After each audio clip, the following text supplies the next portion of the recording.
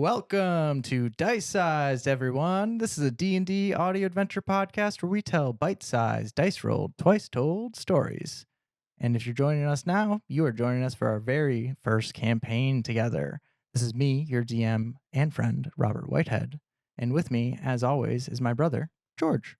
Hello, I am George, and you can call me G. I'm happy to be playing at the table with my friends and excited to be here. We're loved ones. We're not friends. I'm your brother, dude. Are you for real? Robert. That's your. How long? You can't have always how friend long best have you friend. been? I mean, best friends and Best family. friends for life. Best friends fine, and also you're right, family. You're right. Best friends and Arguably, you can choose your best friends. You're you right. can't choose your brother. That's So true. what an honor. That's true. That's true. I am honored to be your friend, but we are blood. Welcome, G. And of course, next to G is his longtime partner, Maya. Welcome to the table. Hi guys, it's Maya. You can call me Maya. Really excited to It be always here. slaps. Always hits that intro. Absolutely stoked. Excited to play. Love it. Welcome, Maya. Welcome. Long time. Wait, what did we determine? I think. Gosh, what was it? Not beautiful wife. My beautiful not wife. My beautiful not wife. Welcome to the Beautiful table, not my wife, beautiful yes. not wife, and of course, my beautiful hot wife, Savannah. Hi. Happy to be here. Yeah, welcome. We've got a beautiful table here today. Let's get at it, y'all. Like I said, this is our very first campaign, so of course, I got to do my job as DM and set the scene a little bit. So, without further ado, welcome to the lands apart. Once a world of many civilizations and realms, the lands apart is no longer what it once was. Even the true name of this vast world has been lost. Though no one knows quite when the world lost its name, most will agree that it happened after that day. The day the star stood still. On that day, the Great Wishing began. We know not how long the Great Wishing lasted. We know only that it nearly broke, well, everything. Hold in your mind's eye the chaos of a world where all who would utter a wish see it granted. Though it is impossible to know for certain how long the Great Wishing lasted, we do know that, with time, it slowed. As the centennial of the event now nears, 100 years since the day the star stood still, various sources and mechanisms of wishing are still present within the world, yet no longer can one simply utter a desire and see it fulfilled against all physical laws. However, the dangers of wishing are still very, very real. Because of this, civilization in some areas was able to stabilize. A new world arose from the ashes. The three remaining realms of this world, the lands of fortune, fate, and favor, coexist in tenuous balance, each having responded differently to the catastrophic years of the Great Wishing. Our story begins within the lands of fate. The people of these fated lands have, more than any other, forgotten the dangers of the Great Wishing.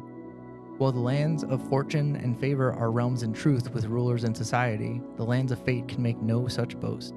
Devoid of the trappings of grand civilization, a life in the lands of fate is a harsh one. While pockets of civilization exist, they are few and far between, amidst the chaos left behind the years of the Great Wishing. Though no great lord, lady, or deity would protect the lands and the people of the lands of fate, there are still some who remember, some who would stand and face the terrors of this wish-torn world. They call themselves Wish Hunters. Cue the music. This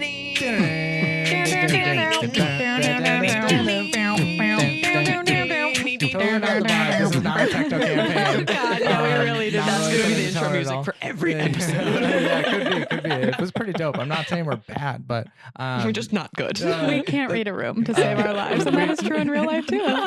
but we do have our world is one that is recovering. You can think of this kind of a wasteland filled with color that has was streaked across the sky during the Great Wishing that during those that what is near now 100 years broke the world. It also made it a little bit more fun and chaotic and obviously more dangerous and dark and terrible, because every story about wishing is a cautionary tale. So you can imagine that your characters will come up a lot against a lot of risk and things that you might need to have a lot of caution for. But that is D&D, and I think the best thing that can really set a world on fire are the characters. So let's forget about me for a second and this world of wish torn problems and conflicts, and meet the table and our characters. Let's roll for it. You guys want to roll for it? Yeah, let's do it. Yes. That's a 9. Got a 2. Ooh, that's a 16. Of course. Okay, all right. Classic. Starting with G here. Who are you playing in the world of the Lands Apart, a world with no name? And who are you as a wish hunter? I will be playing Parable. Parable is a halfling paladin. He carries a good book that tells him what to do and what not to do. And he does his absolute best to be as mission-minded as possible. He has a very structured way of a day. Oftentimes, I think in the wish hunting aspect of Parable, he's a little bit distracted, very intense about the job. But I think that sudden moments of distraction catch him. And I think there's many stories under the skin of this small-looking man. Love it. Little I guy. love it. Little guy. He's I a love little it. Small guy. but mighty. He's just I a little love it. guy. Parable and his good book. I love it. Welcome, Parable.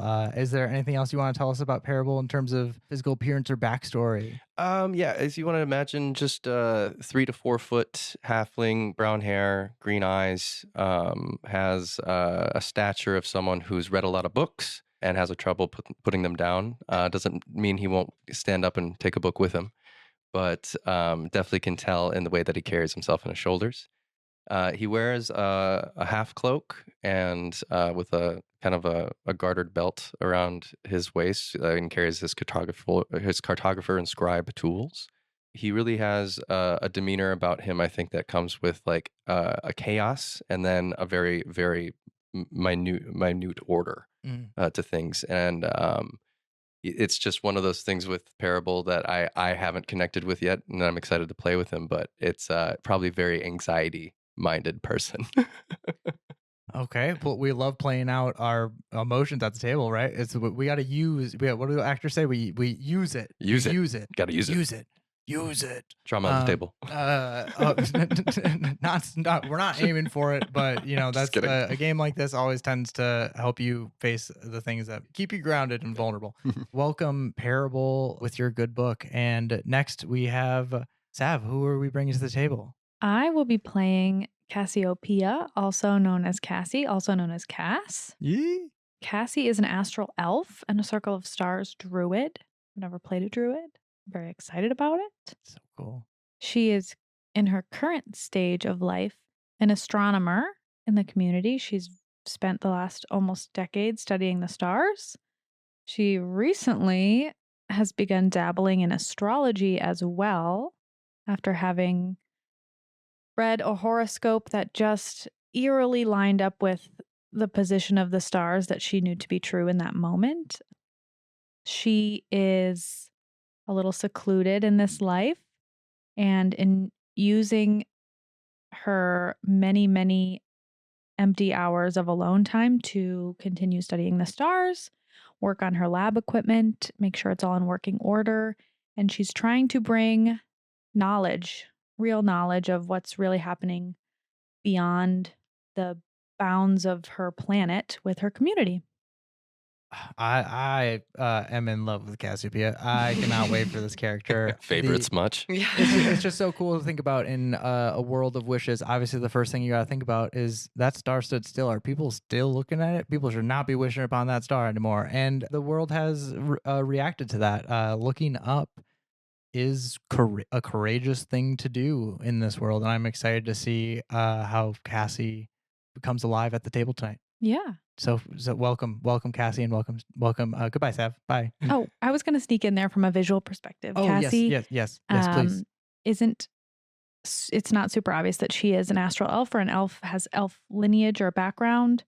She usually wears like a lab coat, but this community's version of a lab coat, which I imagine to be like an ivory smock with some belts and suspender straps that have spaces for her lab equipment.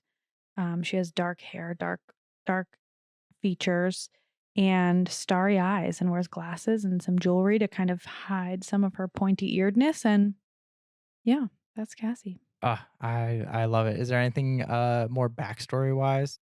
Mm, Cassie lost her mom long ago, and her relationship with her dad, who is a human, also in the scientific astronomy community, her relationship with him is strained. So that's a little flavor. It's spice of life, isn't Love it? Love it. Yes. Some do use the stars, although it is taboo in this world. Some at the Star Watch Tower, where Cassie's father, what I think we had a good name. What was the name? His name Oh, is Claude. Claude Ptolemy. Claude Ptolemy is a decently notable astronomer within the area. And I think watching the stars are those taboo for those who have the true expertise, like the sages of Star Watch and their tower hands. They are respected in the way that they are able to hold their own as a community, but they are strict with the information that they hand out. And so I'm interested to see the dynamic that Cassie has with her dad at Star Watch Tower, for sure. Yeah. Yeah. I like the dichotomy of spoilers. the first intro character being head in the books and the second intro character being head in the stars. Love it. What's your head in, Maya? Internal shame. Jesus. Confusion. All right. Well, on that note, Maya, who are you bringing to the table for this Wish Hunter campaign? I am bringing Zin Pending to the table. Zin Pending Zoom. Zin Pending Doom. Too good of a name. It's too good of a name. Too good of a name to let it go. She is a Tiefling warlock, Pact of the Fiend. That last part, Fiend, was a surprise to Zin. So she has been grappling with who she is, who she's come from, where she's come from, what it all means. Is definitely a black sheep in her community that she has come from and been raised within. She, being a tiefling, has horns, but she actually only has one. The other horn is partially grown, if not cut off. She There's says this- it's partially grown these days, but she definitely did cut it off because her being a tiefling was also a surprise. Dun dun dun. Oh my God. She stands with her head tilted, with her good horn facing forward to try to have an illusion that she has two. She also styles her hair similarly to kind of cover the nub. She has a familiar that is a snake that sometimes, when she wants to, will fill in the other side of the horn just to, fit in a little more if she ever feels necessary. She's pretty modest in her getup, wearing just kind of linen pants, linen top with a cloak over top, a big hood.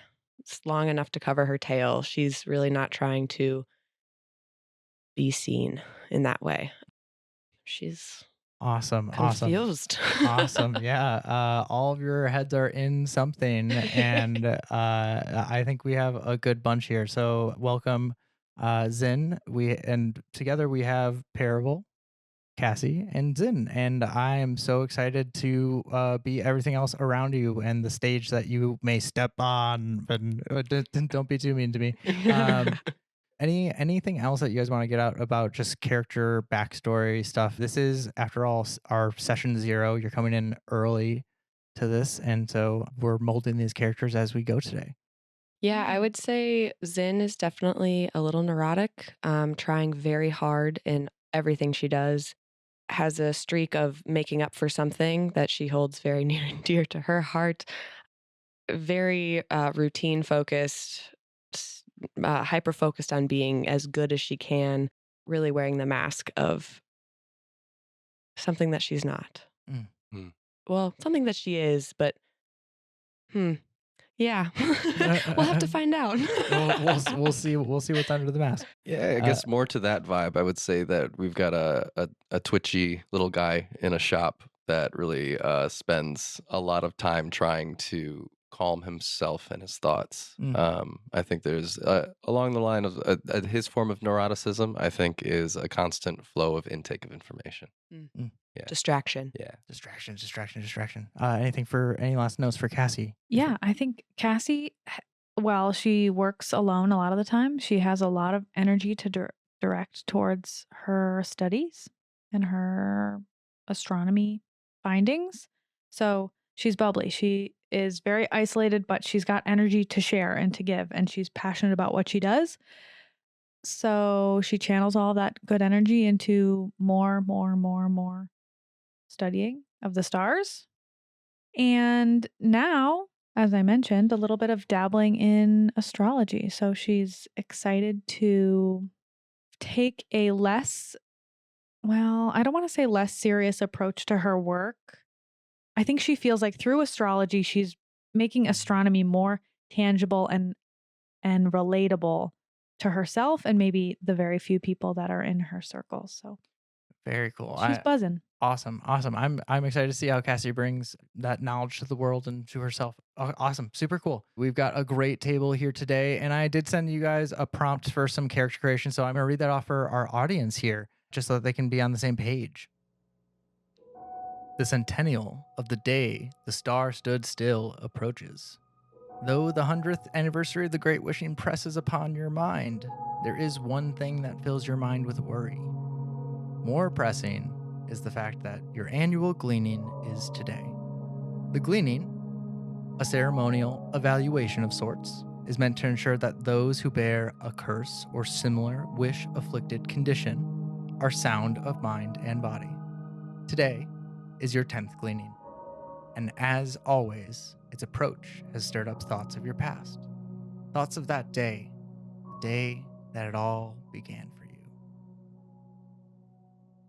And I think we'll roll for it one more time. Let's do a new order. Always exciting. 7. 14. 17. Yes. Ooh, I is didn't that- want to go first. I love this dice. Wait, Maya, what'd you get? 14. Okay, so different order. Okay. Are we adding our initiative to it? Just kidding. Not this time.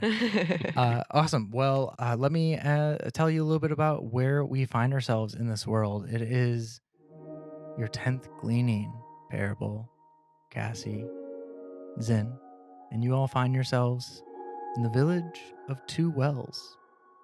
Two Wells, a place located at the crossing of both the rivers Erd and Eld, is a well that's naturally secluded by the many cliffs and bluffs that dot the area, and has a great village a hexagonal community gathering where an old tree stands situated between the two wells for which the village was named.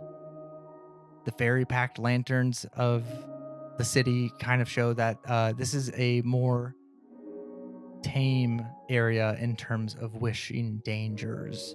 Something about the natural ecosystem of not just the creatures and the natural elements, but the magical elements, and a world where magic has to kind of fight to survive in the same way that plants do. This ecosystem seems balanced as we zoom into the village of Two Wells. There's lots of reclaimed architecture. There's a very active community message board, very vertical, so that all of the many different races, whether you are a small fairy or a tall Aarakocra, both of you can fly up and hold hands and reach the tippity top of it. This, of course, is situated at the center of the village hex upon that old tree. Speaking of old trees, the village of Two Wells is located within the Witching Wood, a wood filled of wicked willows that we may see more of later. But for now, we'll zoom into... Well, actually, I'll ask you, where do you think Parable is on his just a random everyday? Where's he spending his time likely? Parable is sitting inside a rundown, old, used trinkets and bookstore. It's made out of a half-buried, broken down sailing ship. If you want to think Nina Pinta Santa Maria, like those old wooden giant pirate ships. but it's broken in half and buried in the ground and rebuilt into a quaint resale shop for wishing relics. They aren't magical relics; they're innate for sure. But the collection is dear to Parable, and he spends most of his time sifting through those collections, making notes in his book in inventory, and looking for other information to help him along his journey and to find more people like him. Awesome. Well, as we zoom into all of this reclaimed architecture, the overgrown vine work is wrapping around most of the buildings. And when we say shipwreck, we mean there's rivers that stem out from the many canals drawn from the wells, and it's a stable enough ecosystem. But we're not near an ocean. There should Nowhere be. near an ocean. We're nowhere near an ocean. So I like to think that, like all of this other architecture, is kind of so overgrown that if you look at it from like the right angle, it could be a hobbit hut from the back. Like Definitely, I think a tree has or like grown up hill. around. I guess a hobbit hut from the back is just a green hill. You're right. Yeah, I do feel the vibe of like foliage taking over and like a tree or vining around the main mast and blooming into a bunch of branches. So even it's instead of having a sail that hangs anymore, there's just tree branches and so cool. yeah, so a tree above a broken ship. Awesome. Descending through all of those trees and branches, we pass through the window of this bookshop and past a very old man who seems to be tending definitely sleeping kind of. Yeah, he's doing something with his hands, but he's he's in the front. Mr. Young, the other shopkeeper that you work with, he's the owner, right? Like he's technically the definitely an ironic name. He is not young. Mr. Young is not young and is snoring peacefully at the counter. No shoppers today, but it's around lunchtime and you're taking your break, it seems, to peruse your curiosities. What are you perusing in your little corner of curiosities? Yeah, I think it's a lot of weird things without context. So I think there's like a bottle of unicorn horn shavings that Parable knows what that is. There's like a lamp that used to be magical or wishful, maybe contained a genie. There's coins of all sorts everywhere. There's just a whole coin. There's a coin barrel, and then there's like the good ones that are kind of laid out. It's very methodic movement too, because I'm definitely trying not to wake Mr. Young, and I think Parable is like kind of talking to himself out loud like he normally does in a very low murmur of like, and this one goes here, and I'm gonna make sure that I don't make this coin. I gotta make sure this goes here, and he's taking different notes on the dates of these things and when they happened, and making guesses of what they were used to wish for. And cool. And I think there's always kind of a readiness in Parable, as if someone will walk through the door and hear that jingle of a bell of the bookstore that's there. And not that he's expecting it. I think, again, that's like kind of the anxiety of like almost waiting for your life to change. But with the day that it is, I think that Parable would be clinging to one particular object, his good book. So I think that would be open on the table, and he'd be constantly checking it, just like he's anxious about the door opening to see if there's a message there about the 10th gleaning coming up. Ooh, of course. And tell us a little bit more about how Parable sees his this good book as you roll a perception check here. Sure. Pull up my perception. That is a 16 plus 3. That's a 19. Nice. Definitely enough to spot that in the good book, the pages are blank. Great. There's nothing going on there, but you do also hear that nothing's ringing. And I think with that perception check, realize that your heart's still pounding. Something about the lack of response to the rise of emotion that I must be coming up like in all of your minds as this 10th gleaning approaches, this time when what in all regards for Parable especially might be considered the origin story.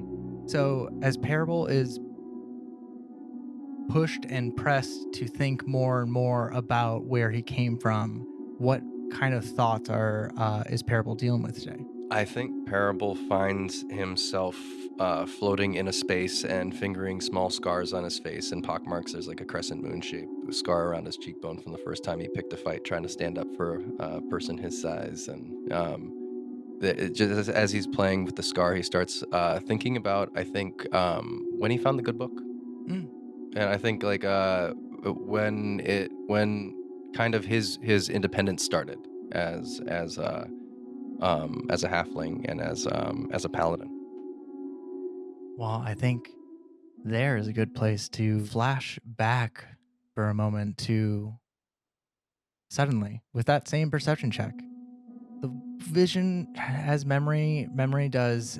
Your eyes just kind of no longer see the world around, and it's in this case suddenly like you're back there. This memory so vivid that takes you there, and no longer you sound surrounded by green and reclaimed architecture and natural landscape, but rather polished stonework, marble floors, golden tapestries rimmed with red that they almost bleed with color compared to the rest of the drab world around. And in this polished place, they just seem, to the parable now, they would be opulent. Mm-hmm. But to the parable then, this was the world. As you look around, this is nothing special, this grandeur, this luxury. And I would put it to you, Parable, what are you thinking of most on that day when you found your independence? There are several moments I could be thinking of, but I would ask you if you had one. Yeah, I think specifically the kind of start of the day and being in like the kind of I guess you would call it like a manse of some sorts, like a large Castelline house. Mm. And I am kind of skirting around the halls, eavesdropping on the person I'm in servitude to, Count Chance. As you I count chance from around the corner. Of course, the count that leads you as you are. Roll a stealth check here. Count Chance, a man of strong demeanor, long gray hair and beard.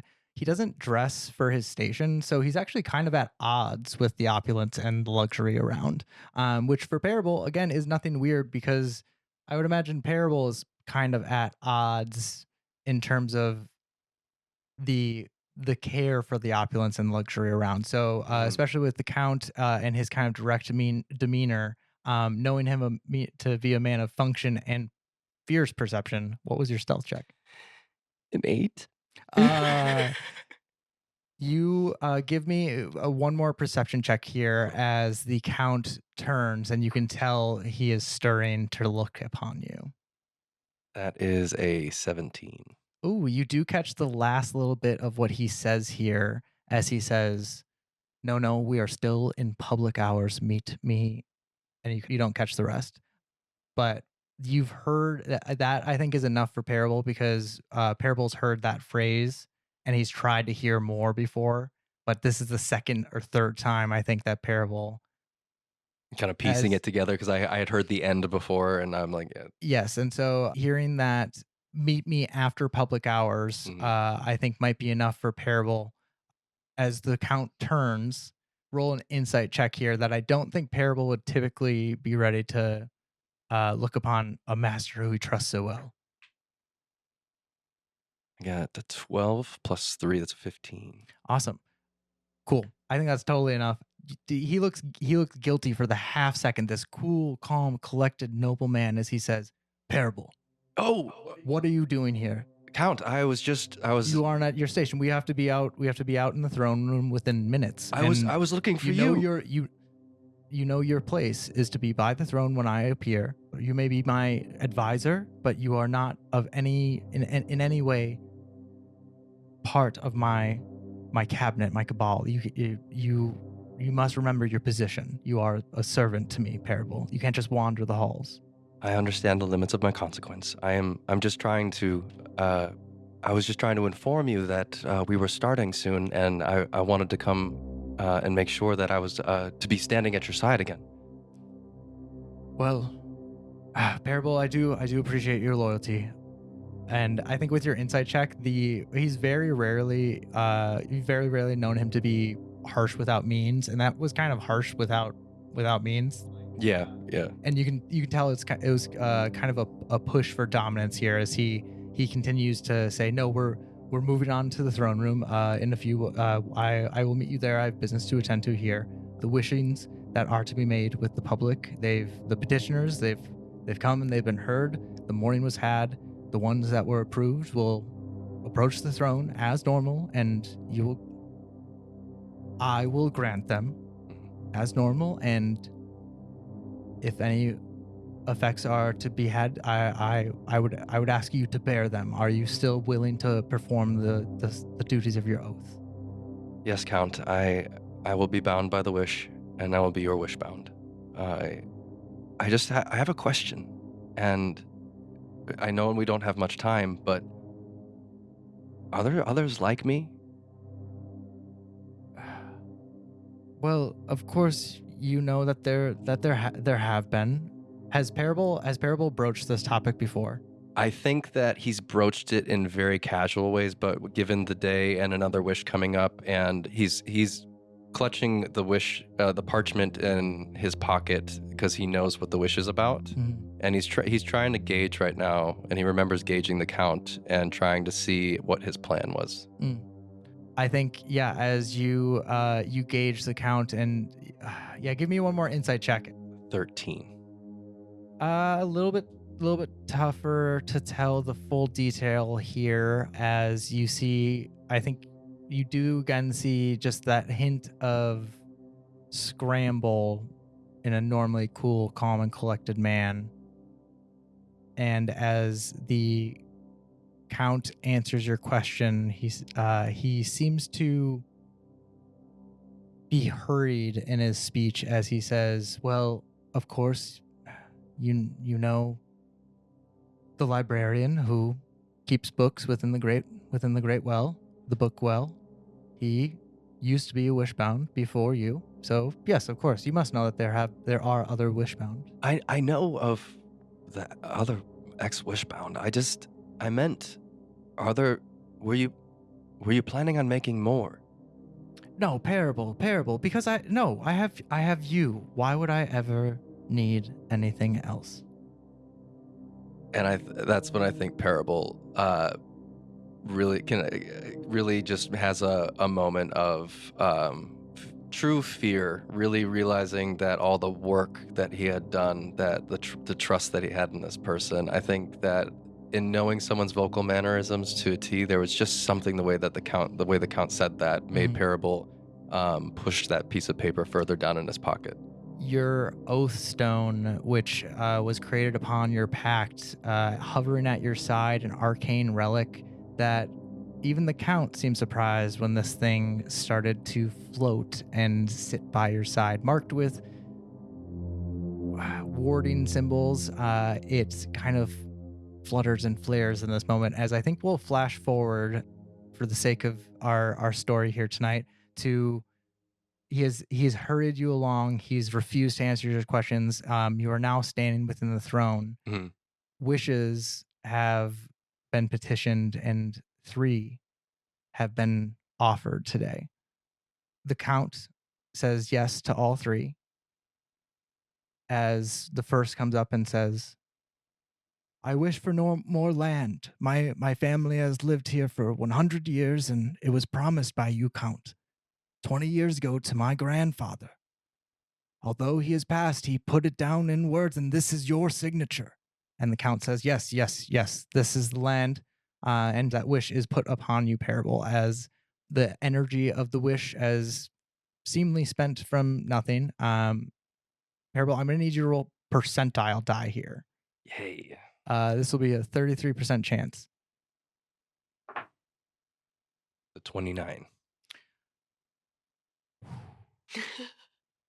Failing the stress of the wish spell. However, altering its effect here, which per the spell, I'll pull that up and read that here. For those unfamiliar with the wish spell, it is one of the highest. It is the highest level spell that you can cast in D&D, and that's why I wanted to really make a campaign about it, because even when in best case scenarios, it is still a lot of work to do. And even the wish spell says that there's a 33% chance that you are unable to cast wish ever again if you suffer stress. I would argue that multiple wishes Mhm. is stress. And I think it specifies somewhere else in this very long spell. But as that spell is cast and you have failed, Parable, you don't suffer that effect here. For some reason, something about your oath with the count here, your oath stone flares, and mechanically you can forget those insight rolls from before. Parable doesn't know them. Yeah. In this moment, Parable's consciousness is wiped. In terms of not his consciousness, his conscience. Parable's curiosity about leaving in this moment is wiped. He is back to his oath is purified by the casting of this wish. This weird pact full of devotion has both protected the count and emptied you of something. And that happens another 2 times. So I think I do think you have any ideas of what those other 2 wishes were as the count grants them? as Parable standing there, he's sitting there waiting for this to happen because he's done it so many times, and he's just preparing himself with a wince, waiting for it. And it's never gone this badly, I don't think.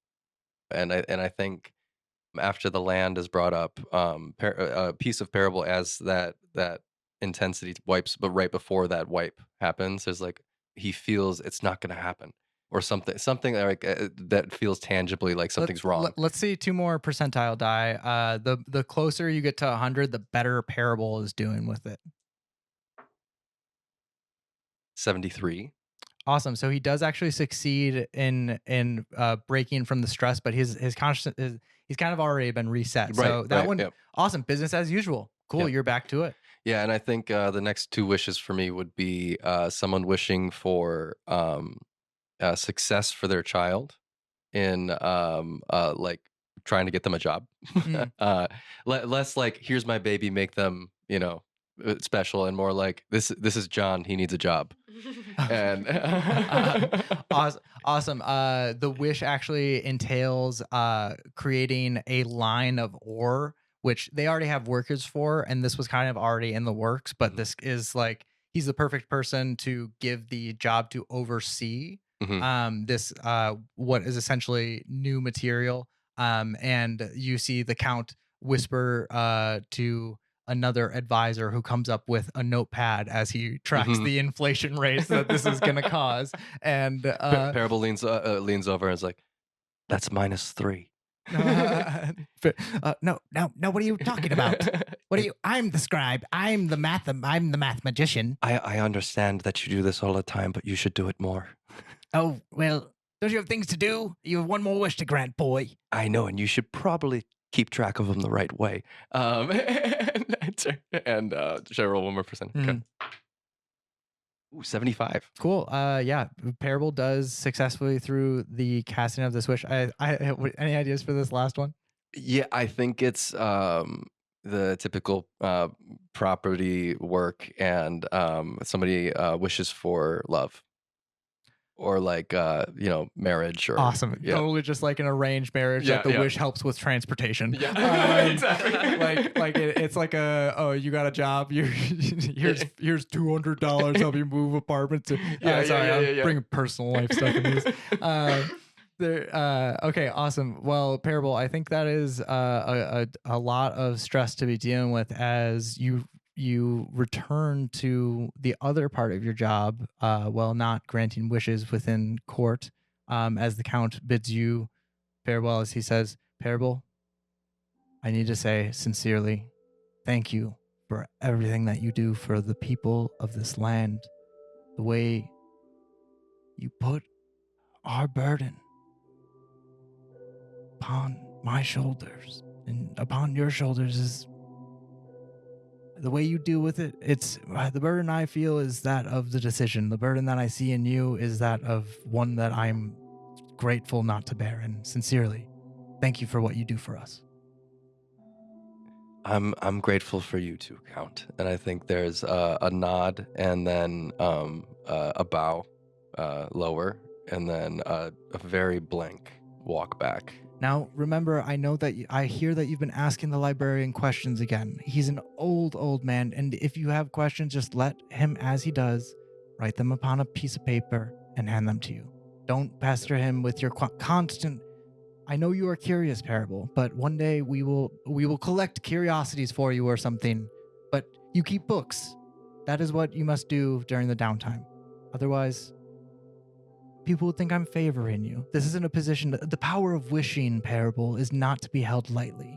The fact that you are a part of it, it should be enough. And I trust that the knowledge that we have in the infinite Athenum and the Bookwell is enough. I think Parable sits there for a moment and just tries very hard to remember the question that he had for the Count earlier and just can't. And says, well, Count, if I can't remember what I was going to ask, I think I'll just go look through the books and see if I can find any other questions for you. Good, Parable. Yes. A scribe should read as much as they write. A scribe should read as much as they write. Good. Very Parable. robotic, blank face, just drained from the experience that just happened, to kind of just dragging their feet and barely responding. We move through again marble, beautiful stone, and luxurious grandeur as we open up into a little bit of a rougher stonework, seemingly more preserved for it, because as we get deeper and deeper, we enter a place where geometric hallway turns into more cavernous, into a circular room that descends with a long spiral staircase. But atop, as you reach the first landing of the Bookwell, you see the librarian. Surprising, as he is typically much further deep and down in the Bookwell. What does Parable do as they return to keeping books? I think I walk up to a book that they're looking at maybe, and I say, hello, sir. And I just start like organizing the books the way that Parable's meant to, and like taking one off, flipping through, making sure it's in the right place and it doesn't have any pertinent information, and closing it and putting it up. The librarian, an older man of haggard demeanor, but quiet and kind. He speaks rarely, as his face is kind of always, his nose is kind of always tucked inside of a book. And with your words, he typically, the most you'll get is a shrug and a grunt. You get a significant shrug and a grunt here. I'll allow Parable a new perception or new insight check here. That is a 13. You see in the book that he's holding, and you're realizing that he wasn't actually looking at a book with the same intensity that he does. The way he's posturing it is almost more that he's holding it out to you, but it's very subtle. And with that, I think that is just enough to be allowed to roll a perception check here. Cool. Oh, that's worse. That's a 7. Ooh, it is unfortunate. What else do you continue to talk to him as he gives you this significant grunt? Yeah, I think it startles Parable, and I said, that's the most I've ever heard you say. He has answered your questions before, but only in ever written form. As he gives one more God, his eyebrow goes up for a second, like really hard at you. I definitely don't know his name. That's why I called him Sir. And he's just the nonverbal part of this is definitely like something Parable's dealt with before. And I think the shrug just called out so loud, and so I'm fully turned, put the book away towards him. Even if I don't perceive the book that he has, I am looking at him. Awesome. Give me one more perception check here. Fish for it. Yes. That's a 19. Awesome. Enough to see a piece of paper with your own handwriting sticking out of the book. Is this for me? He nods so slowly, as if like not to break this fragile ice that he's on. almost as if something delicate is about to take place. I reach out and I take the book. As you do so, he does nothing, and he continues. He turns actually pretty quickly to minding books and like going back to quote unquote normal for someone who seems to never sleep and constantly keep books in an infinite book well. I thank you, sir, and I kind of watch him trudge along the spiral slower down, like, and seeing the speed of his walk, just remembering how long it must have taken him to get back up here, of the miles of stairs low that sometimes he gets pretty far into, the parable's kind of explored. But I grab the book and I blow the dust off the front and I look at the title. The title is The Good Book. And in the good book, you find several scraps of writing that the pages are all blank within the good book. However, there are many scraps of pieces of paper that are stuffed within the pages. All of them are written by you. Like a man with an inability to form new memories. They all kind of hint at different things to wake up, ask these questions. No, ask this question. How did you forget to ask that question? How... Yes, you're happy and you're proud of the thing that you do to serve these people, but something about the way the Count uses this power is wrong. You see all of this. It's sometimes written as directly as that, but it's here now in front of you. All of this evidence. What did Parable do with it in that moment? I think in flipping through the different pieces, that's kind of the information just rushes into what just happened with the like kind of like waking up from the shock of a car accident and suddenly feeling what happened and all the memories come flushing back. I remember what I wanted to ask the Count. That the last question I had, I didn't even need him to answer. I just needed to hear how he said it.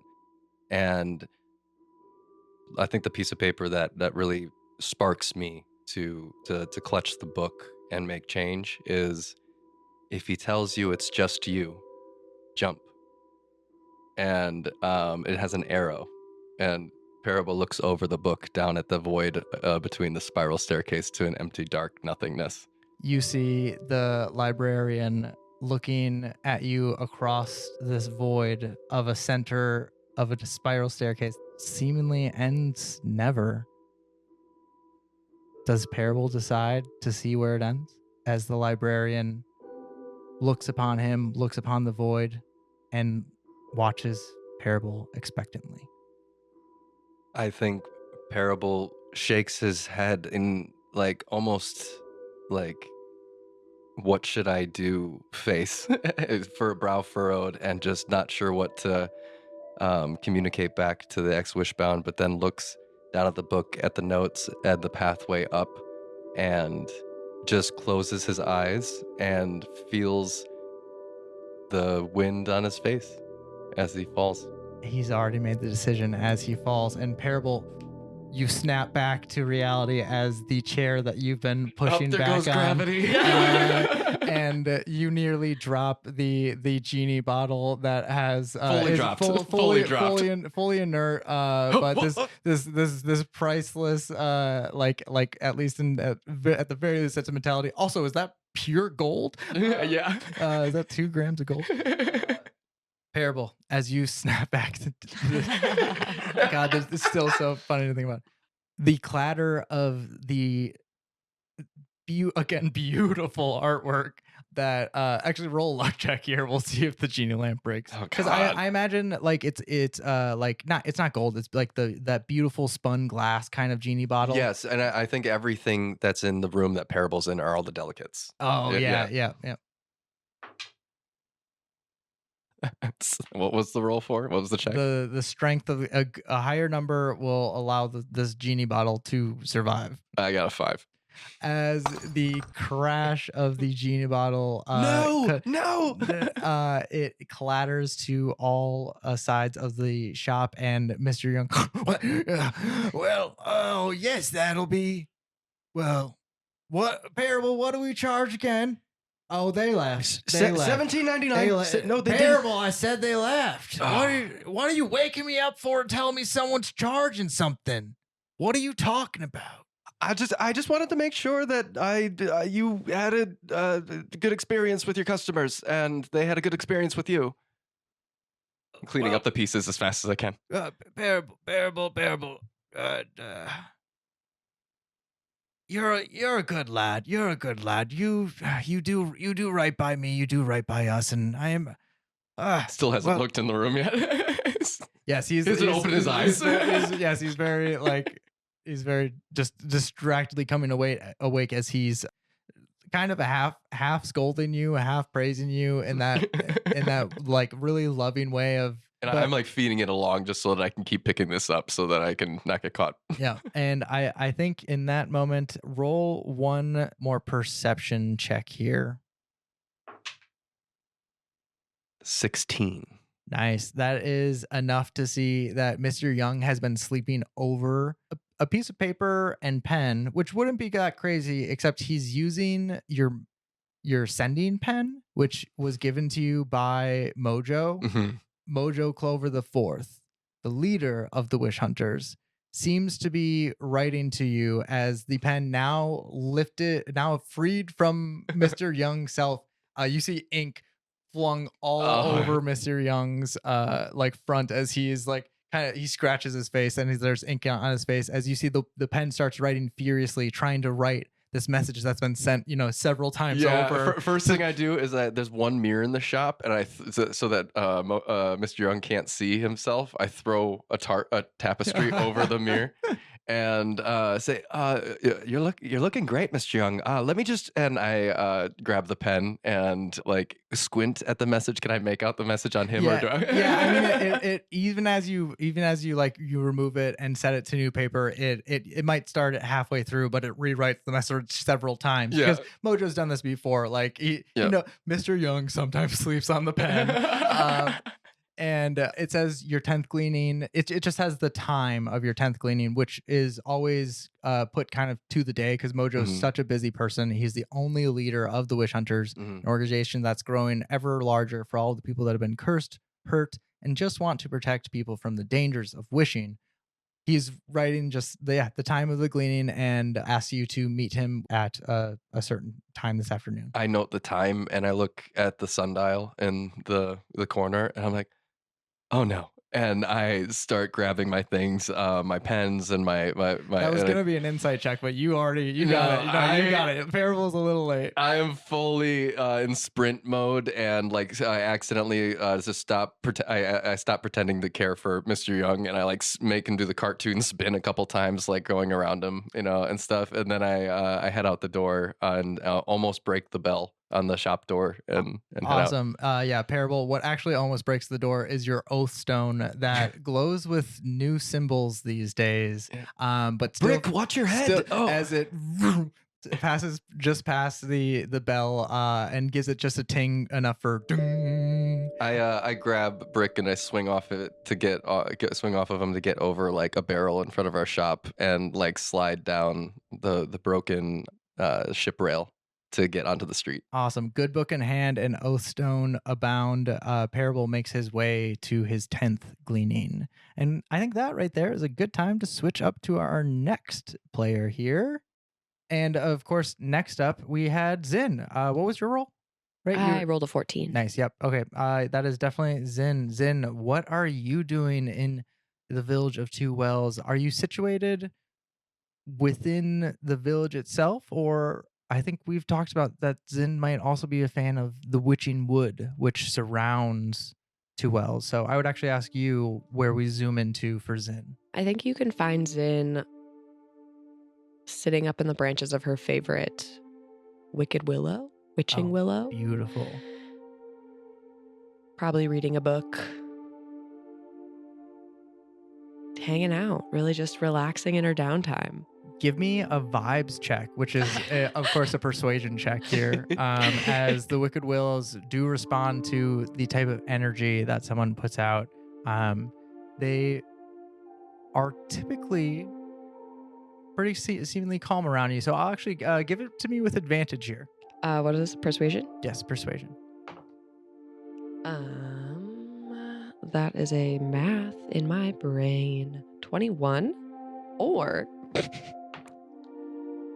Less than that. So let's go with the 21. Absolutely. With your 21, although it is a tree and a nature check might do as well, it is again more about kind of the personality that one puts out with these trees as they ward this forest of the things that might bring danger to the village of Two Wells and the people within. The trees part of a pact with an also wicked witch. You all know her to be the Wicked Witch of the Willow, and these are much more ancient and old than typical trees. This was a vibe check. What kind of vibes is Zen putting out to allow this tree the confidence that you mean no harm to Two Wells and that you are of a good nature? That's a really good question. Zin is definitely reading, I think, an old journal that she took with her from her community and reading through some healing spells, trying to learn something new. Her mom had written her a lot of different recipes for potions and healing sort of herb combinations. And so she's reading through those and memorizing them as best she can. And yeah, just kind of putting out healer vibes. I imagine her familiar is kind of like wrapped around her neck and kind of sitting up on her shoulder, like up. The snake is kind of just perched. And he's kind of annoying. Always that like nagging kind of counter voice or counter thought all the time. So I think the willow is also picking up on like her like, oh no, like no, that's not what. Absolutely. It is the persuasion check does mechanically operate in keeping Akuma, your little devilish fire spirit familiar who manifests as a snake in this moment, who is as snappy and sparky as any snapping bonfire. And as Akuma says, but what if we set flames to the trees? That would protect the rest of the forest because nobody would come here. Akuma, we've talked about this so many times. These trees are here to help and protect us. But flames.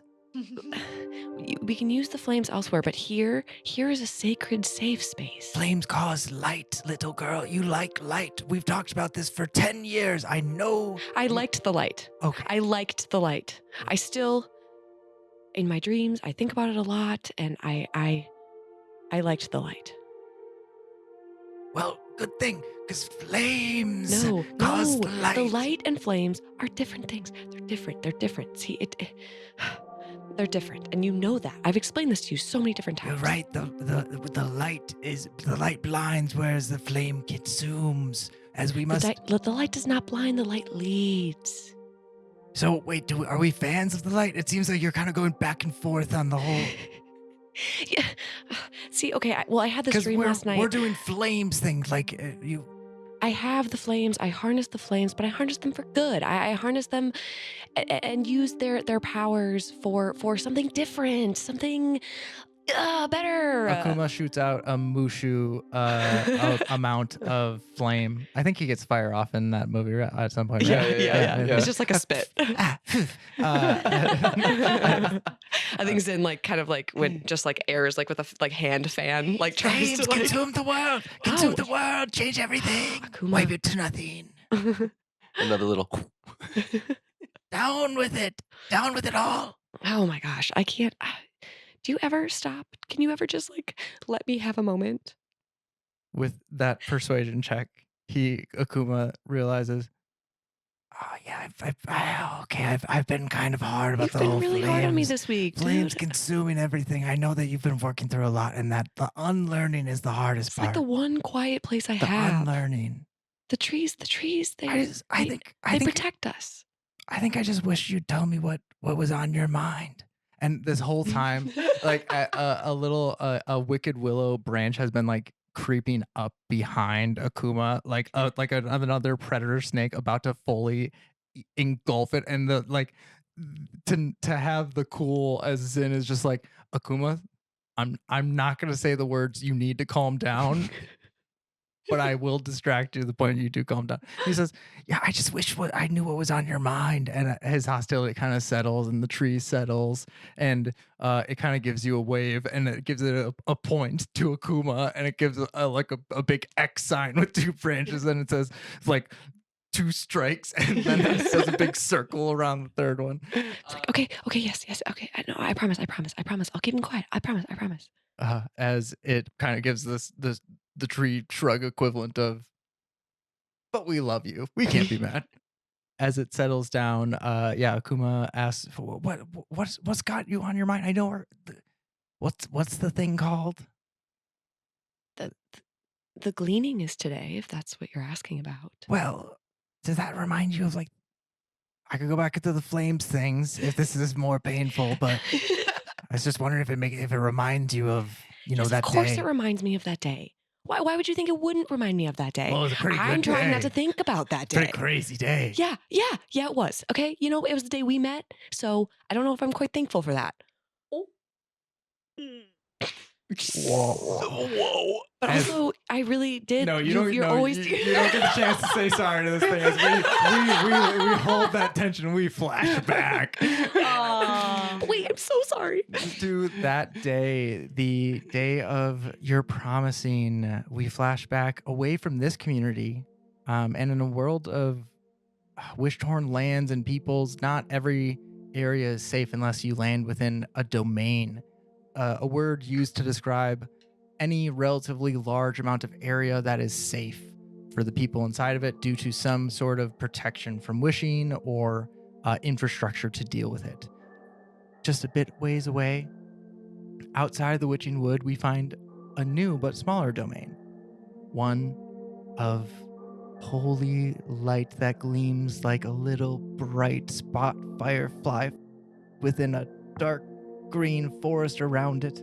And within that light, as you zoom further in, you have a bright, beautiful people, the Anu Lycée, led by ancient elves. Compared to most of the rest of the community, there are a lot of elves in this community, but led by two specifically rulers of this religion.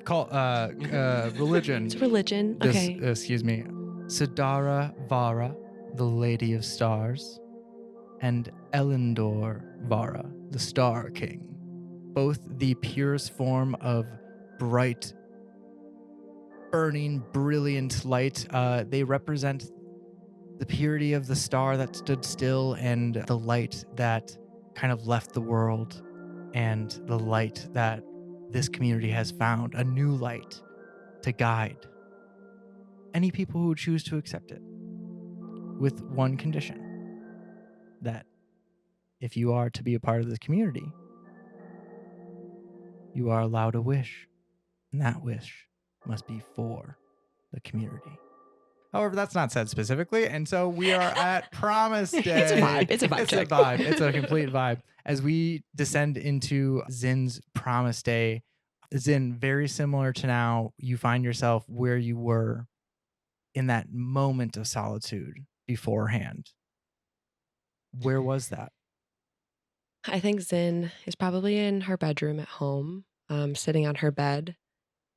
She has a twig and she's breaking it and mending it and breaking it and mending it, practicing her mending spell that she had learned at a young age, but it's just kind of a nervous tick that she has. Break the twig, mend the twig, and going over her promise and the actions of the day. Like, okay, I'm gonna walk up there and just make sure you clear your throat so you say it loudly, and your parents have been telling you about this day forever. Like you've got this. You've got this. Break the stick, mend the stick, break the stick, mend the stick. As you are breaking the stick, mending the stick, breaking the stick, mending the stick, give me a perception check in this moment of memory. That is a 16. Awesome. With a 16, you hear your mother's footsteps, and also kind of a little hesitation of appreciation. Like you kind of you know that she's close and watching for the last few times that you're doing the breaking and mending. And as she says, "Oh, Zin, I'm so proud of you. And the cure wounds earlier this year, oh, you're going to make it to Chalice. I just know it. Our family's always been Chalice, or, I mean, I know that your father is a warden, is very hard to reach for, Mother, but, you know I'm not a fighter. well, I of want to be course, here with you. exactly. You'll be Chalice just like me, and it's the best that we can hope for. I mean, actually, is this a good time? I know that we don't have much. It's coming soon, but I actually wanted to ask you about your wish. Yeah, anything. I know that we've given you a lot of advice on how to wish for the I community, feel and so prepared. I'm so excited. I know, and we're so proud of you, and it's just that, well, and with that perception check, you notice your father outside of the room, but you catch him like peering around the door. He ducks back away as she says, "Well, your teachers said that some of your your holy teacher said that some of your wishes have been a little selfish. Their words exactly were egotistical, maniacal, and bent on grandeur of a sort that is, I hate to say these words, above our class." Did they write that on my grade scroll? They wrote it on your grade school Like permanently? permanently. Why would they? Why would they think? I mean, my wishes are for the whole or for the many. My wishes are to help. My wishes are to Well, heal. honey, they're you know, How could that be a problem? That's how I was raised. That's what you taught me. It's like permanent, like on my well, on my grade scroll. I'm just saying that, honey, it's just that you it makes today important. It makes today very Today has extra. always been important. Today is the most important day ever. I get to be good. I get to be one of you. As she softens for a moment and she says, "I hope so." And she kind of goes quiet, and you see your father peeking in after like a moment of just too long silence, him checking in again around the corner. Father, do you have something to say? Zin, as Isla, I thought you'd get through to her, but I don't think she's seen it. Zin, if you wish selfishly today, if you wish, you keep saying change the world, change fate. What? You keep throwing these big things that imply that our guiding light doesn't know what it's doing. I hate to be this blunt. I know you're young, but I have to tell you there are powers at play that you're young, and I know that your instinct is to wish for all, but just wish for us. Our family or the community. You have to focus the wish. Cleric Hazel has been telling us that you keep throwing out these grand ideas. The light. It would be naive for us to think that the light is just here. The light is bigger than us. The light is of I'm joining it and it's want to change the world. I don't see how that's a problem. It is for the community.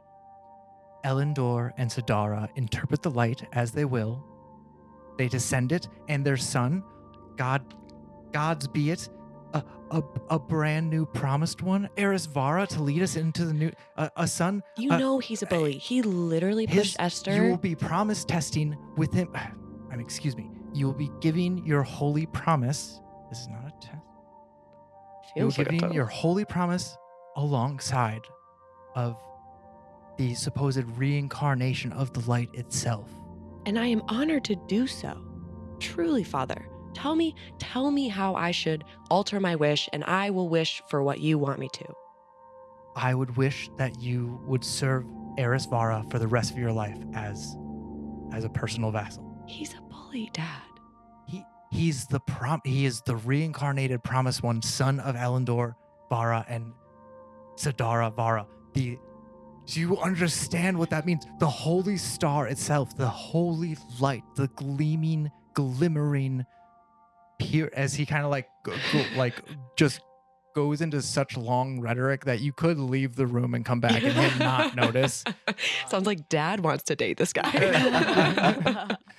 Yeah, exactly. As he goes on to scold you about further, not just the selfishness of wanting to change, like something such a big wish as to just change the world or fate. You've voiced it in a lot of different ways, and to make that wish alongside of someone who's actually gonna change the fate and change the world and like do something for everyone, like just put your chickens in that basket. Make our family successful in this community, Zin.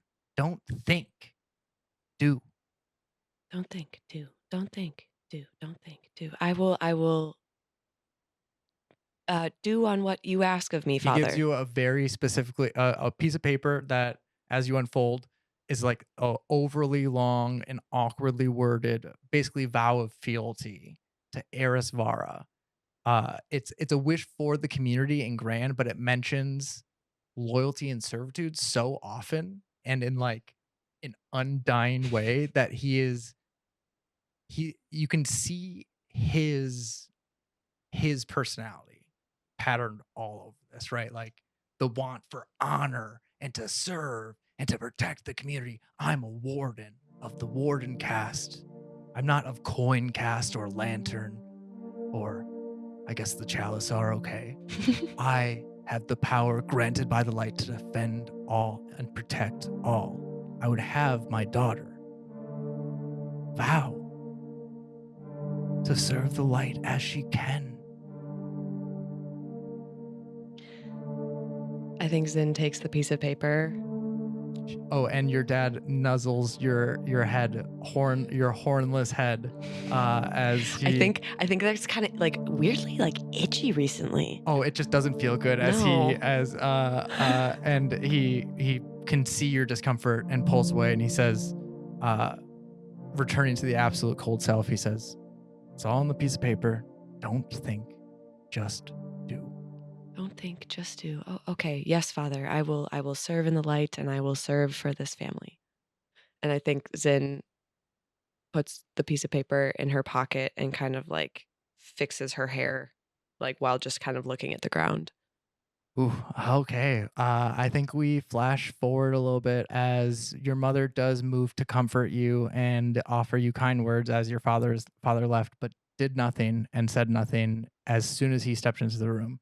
Um, I would offer you if you have anything that you'd want to say to your mother in those like kind of closing moments of that as your father's left, the piece of paper is had, and your mother's has given you the soothing words of he doesn't mean it. He just cares. It's the rhetoric, but it's quite a long enough rhetoric that I don't want to role play. I think Zin would just kind of have comments in the realm of feeling used and like wanting to do her best and serve the light. And I guess she would ask her mom, like, would Father go as far to offer my hand to Varys? Would he want to elevate our family that much? Sweetie, he hasn't done that. As you're rereading like this one phrase, Yeah. it gives him like you're swearing mind, body, and soul. You're doing worse than offering your hand. You're offering more than that. And I think as like your mom sees that it's like a kid.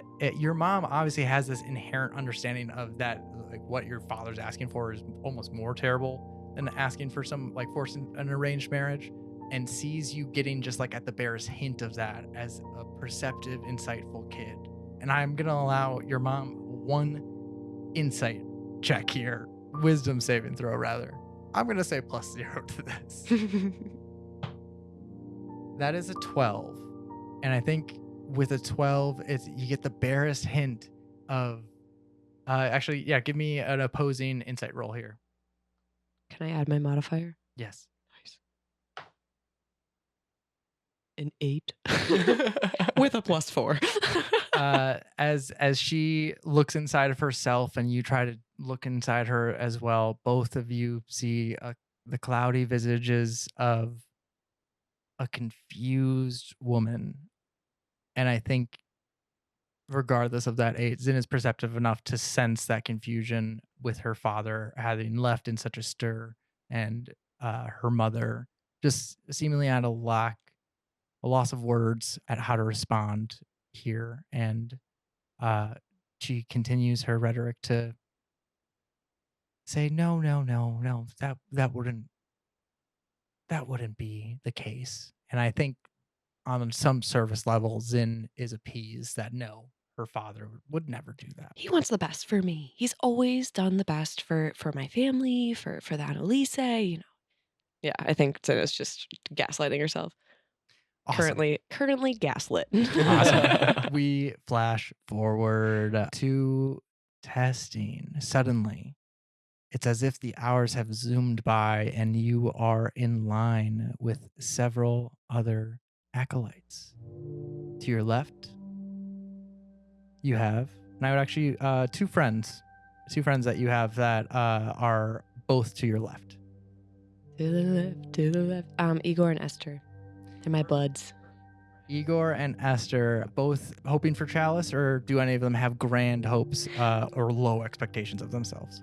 I would say Igor has an ego. Okay, cool. He was raised, well, his father was Coin and his mother was Lantern. So lower of the low for Coin, second low from the lowest. He's is shooting for okay, Chalice yeah. though. He's like he is shooting high. He's trying to rise. He will be the first. Awesome. Yes. Igor puffing his chest out as many of the acolytes are able to perform extra services in order to light, as you've done mending and magic initiate work for the cleric studies to be able to learn how to cast Cure Wounds.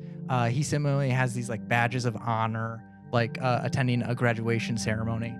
He's got these marks of these like knotted ropes that are like so complexly knotted for the achievements of achieving certain things. Like, but he's aiming high, and you see him very proudly bearing all of the markings that you yourself have also worked so hard to gain.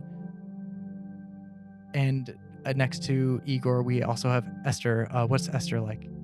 Esther's parents are from Lantern, and she is aiming middle of the road, Lantern. She, I think, mastered her light cantrip like so fast.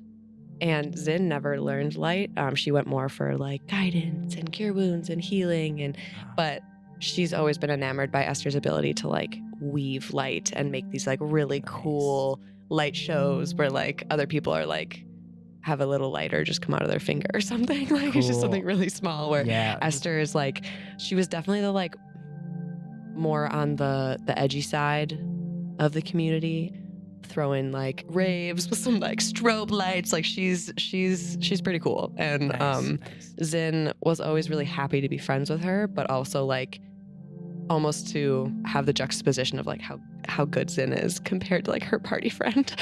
Totally. And yeah, actually, absolutely. But also like a prodigy, like seemingly like it's that friend that parties but also keeps up. Yeah.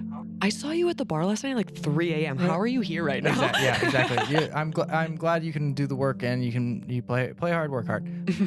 I love that as an inspiration as you look towards both a friend who really drinks the Kool-Aid, but is honest and kind and endearing, Igor, and of course Esther, who is badass and cuts the line, but the light seems to like her because she can cast it pretty well. And to your right, you have my boy, Eris Vara, son of Elendor and Sidara Vara, the expected reincarnation of the light itself, should he prove himself in this life. It is his promised day as well, as he comes in all full royal regalia that he bears. Of course, it is modest, for the light appreciates modest and humbleness and meek attitude, which he wears upon his face in a perfect performance, looking eyes directly upon the candle of promise. the one lit with the energy of a wish given to you by the light itself. His eyes staring upon it unerringly, he says, "Eyes up." You can tell he's talking to you. He is actively scolding the three of you for sharing any amount of, we're next to each other in this. Mhm. Do you think Zin actually moved much to... I think probably she would get into line, kind of like elbow Igor. Igor's already like stiffened Yeah, so you're hard, like, and you're he's like, like, "Get Esther, get Esther. No, you gotta Pass it this along, is pass it important. along." Esther. What? Zin says we gotta cool it. No, Ara says. Mara says we gotta cool it. I've been doing that. God, you guys are so lame sometimes. As you guys settle down, Arsvara continues to just stare upon the candle and the holy little ember of light. I think Zin is like looking at the candle and then kind of like side-eyeing a little bit, like, is he really serious? Like, I mean, okay. Like, we're all excited, but like, oh my God. And then I think it's just repeating in her head, like, do, don't think, do, don't think, do, don't think, just over and over. As you stare upon the flame, do don't think, do don't think, do don't think. The flame seems to leave the candle and travel to you until it's, as it does travel towards you and your eye, it expands until it is engulfing you in light. For just a moment, I think to some it might seem like a flash, but for those having been staring upon the light for the ritualistic 12 hours that they have been, weary and tired, give me a charisma or constitution saving throw. Oh man. So I'm going between a +5 or a +0. Okay, so we're okay. So we're gonna go with charisma. Awesome. And that's cocked. So I'm gonna Cocked. reroll it. Respect the cock. Respect the cock and get a 16 instead. Nice. 16 is enough to save here, as the flame does still engulf you. As you have participated in this ritual, that part does not stop. That you have allowed. But the call of it, the call of this holy light, specifically something about being devoid of something.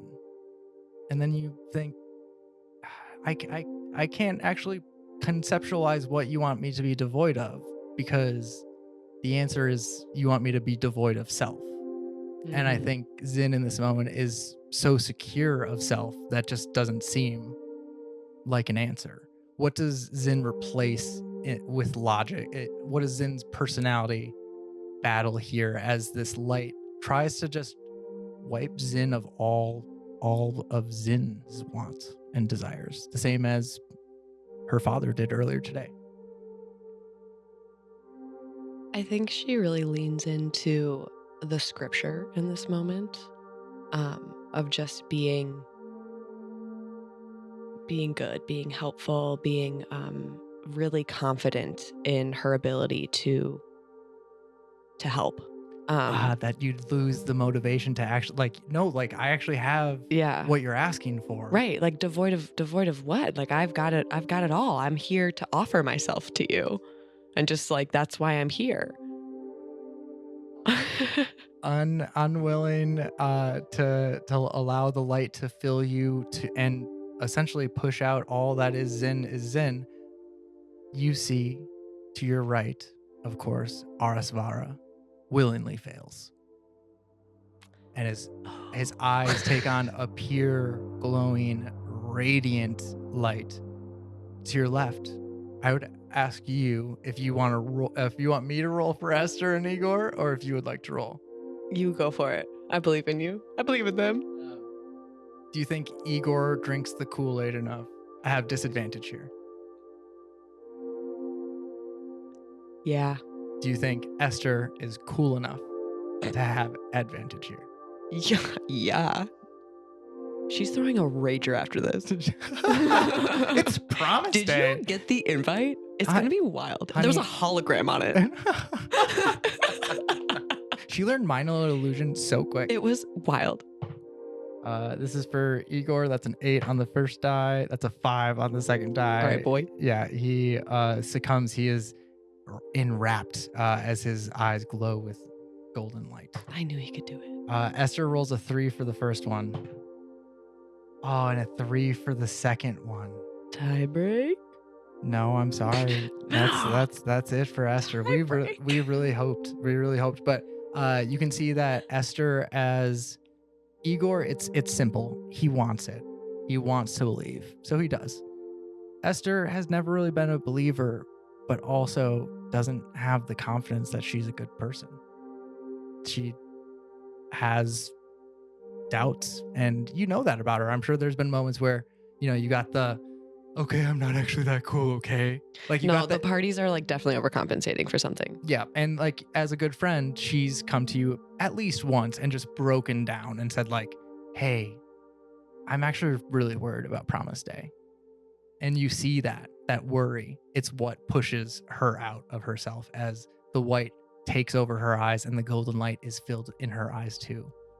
And you hear a voice. What would be your wish, child? I think Zin takes a minute because she looks at Arsvara. Arsvara, and kind of takes him in, just kind of looking him up and down like, this, like, is this who I'm gonna pledge myself to? And hearing her father's words and hearing do don't think, and she's like, I gotta stop thinking, I gotta stop thinking. I wish to say, I wish to better the world, to change the world. I wish to change the world.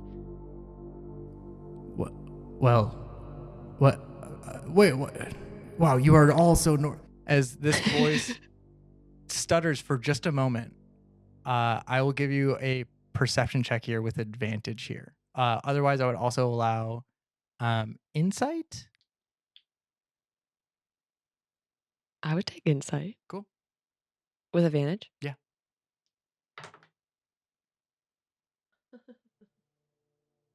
Uh, 14.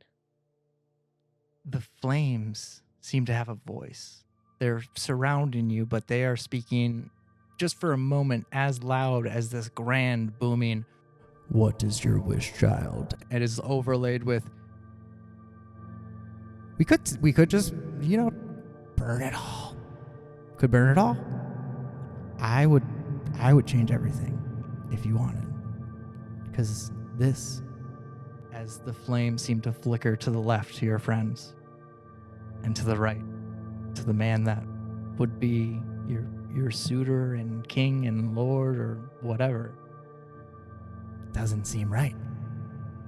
Don't you maybe want to see the light in a new way? I want to see the light in the best way. I hold the light. I will hold the light. Okay. I'll take that as a yes. I think Sid is like looking side to side, like, is anyone else talking to someone? Like, oh my God, like, is this how it goes? I'm just gonna be good. Am I doing it right? You hear this grand booming voice that's kind of scolding you with like this overly posturing tone in the background as this voice continues to say, I'll take that as a yes. And the light around you gathers into that same pinprick of flame, and suddenly you are you again. There's nothing pushing at the bounds of yourself, but your force of self was so strong that you're just kind of noticing the absence of pressure more than anything as that flame condenses to something in front of you, wraps subtly around your arm, and continues to arc up, coiling like a snake as it looks into your eyes deeply and says, are you honestly a fan of this?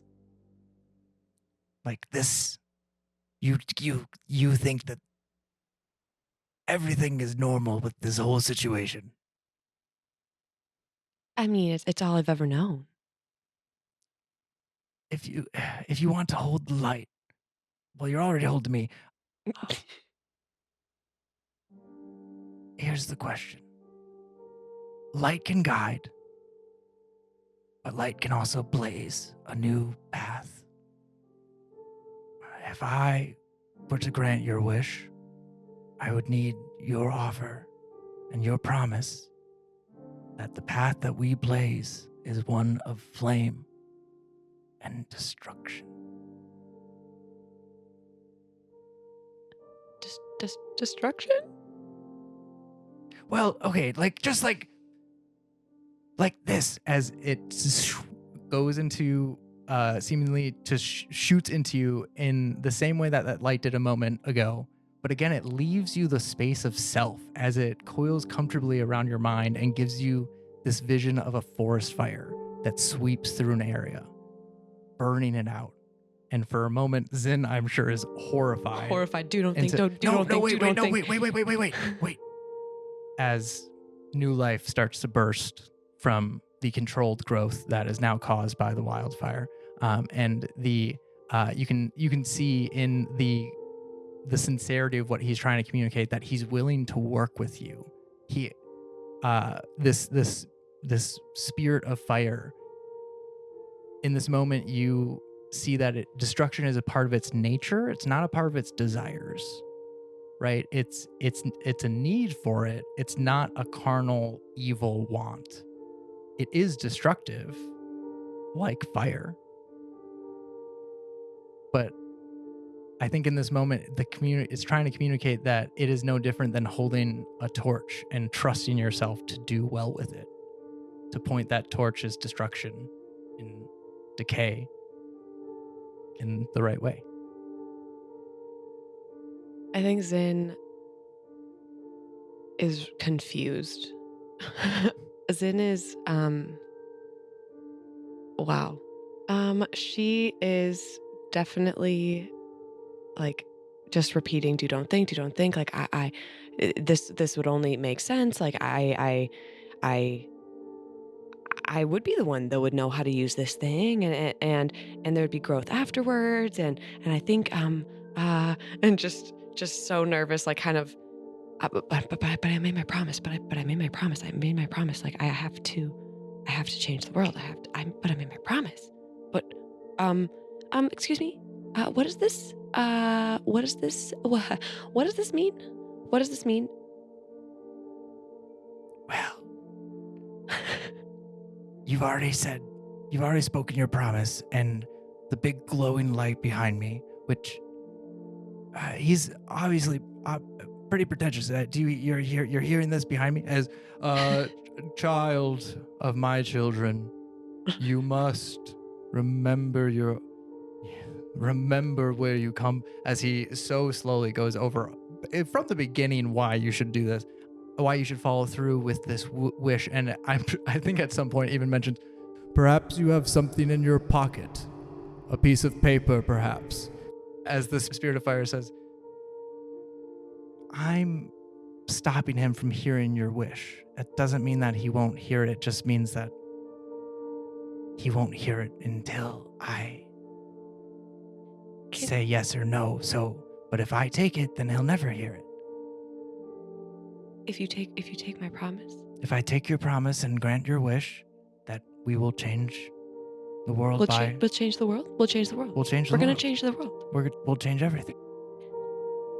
For better, for good? That's up to you. Well, if I'm going to change the world, like it's going to be for good. It's going to be okay. It's going to be okay. It's going to be okay. Yeah. Yeah, it's going to be okay. It's okay. So he's going to hear my people. Are they going to know? Is that? Well, say the words. I promise to change the world. Granted. As For the, good.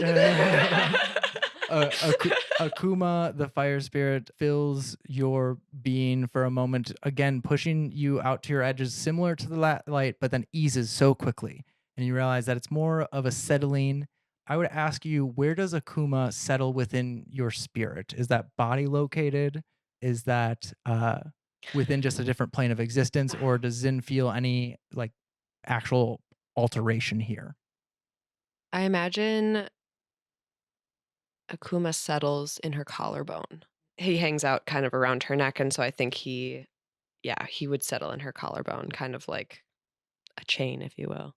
You feel him scorching through your body for just a moment until he settles there, and you feel sudden changes happening with your body, not rapidly, but It's like start scratching my head a little bit. it starts to happen more and more, and suddenly you are outside of yourself once more and looking upon the candle as it is 100 yards away. The thing that you've been staring at for 12 hours, it somehow came so close as to creep up upon you, take over your mind, and you see your friends to your left, this douchebag to the right, and the candle in front of you roars into an inferno. Chaos ensues as the candle responds to something that is very rare in this test, but it can happen. As the shadows flicker and dance from the roaring inferno, Zin feels in her soul as Akuma settles happily that she may be given the lowest cast of all, Shadow Cast. And with that, we flash forward. For good. It was for good. Well, no, I mean, you've been doing a lot of good. You just look really evil. And you've taught me a lot. You just look really evil. And, You're so evil. I do need to burn things down pretty daily, so... Can they at least be controlled burns? Yeah, well, I mean, should we do the... We could probably do the thing on the way back. I think we should also... I need a minute. Okay. I need a minute. Fair Can I enough. have a minute? Yes, Akuma turns away, but give me a perception check here. 15. There is a squirrel poking your back. Hey. A squirrel? Hey. Hello? Hey. Hello? Hey. A squirrel? Hello? Yes, hello. I didn't know you could talk. Why can I hear you? Normally I can't. Why can I hear you? What is going on? Magic nut. A magic what? Magic nut. A magic nut? Magic nut from Mojo. Do you want me to eat it? No, I ate the magic nut. Oh. Gave me power of Oh, speech. you can talk. I can talk because Who's Mojo. Mojo Clover the Fourth. Mojo Clover the Fourth? Yeah, he's your boss, remember? Oh.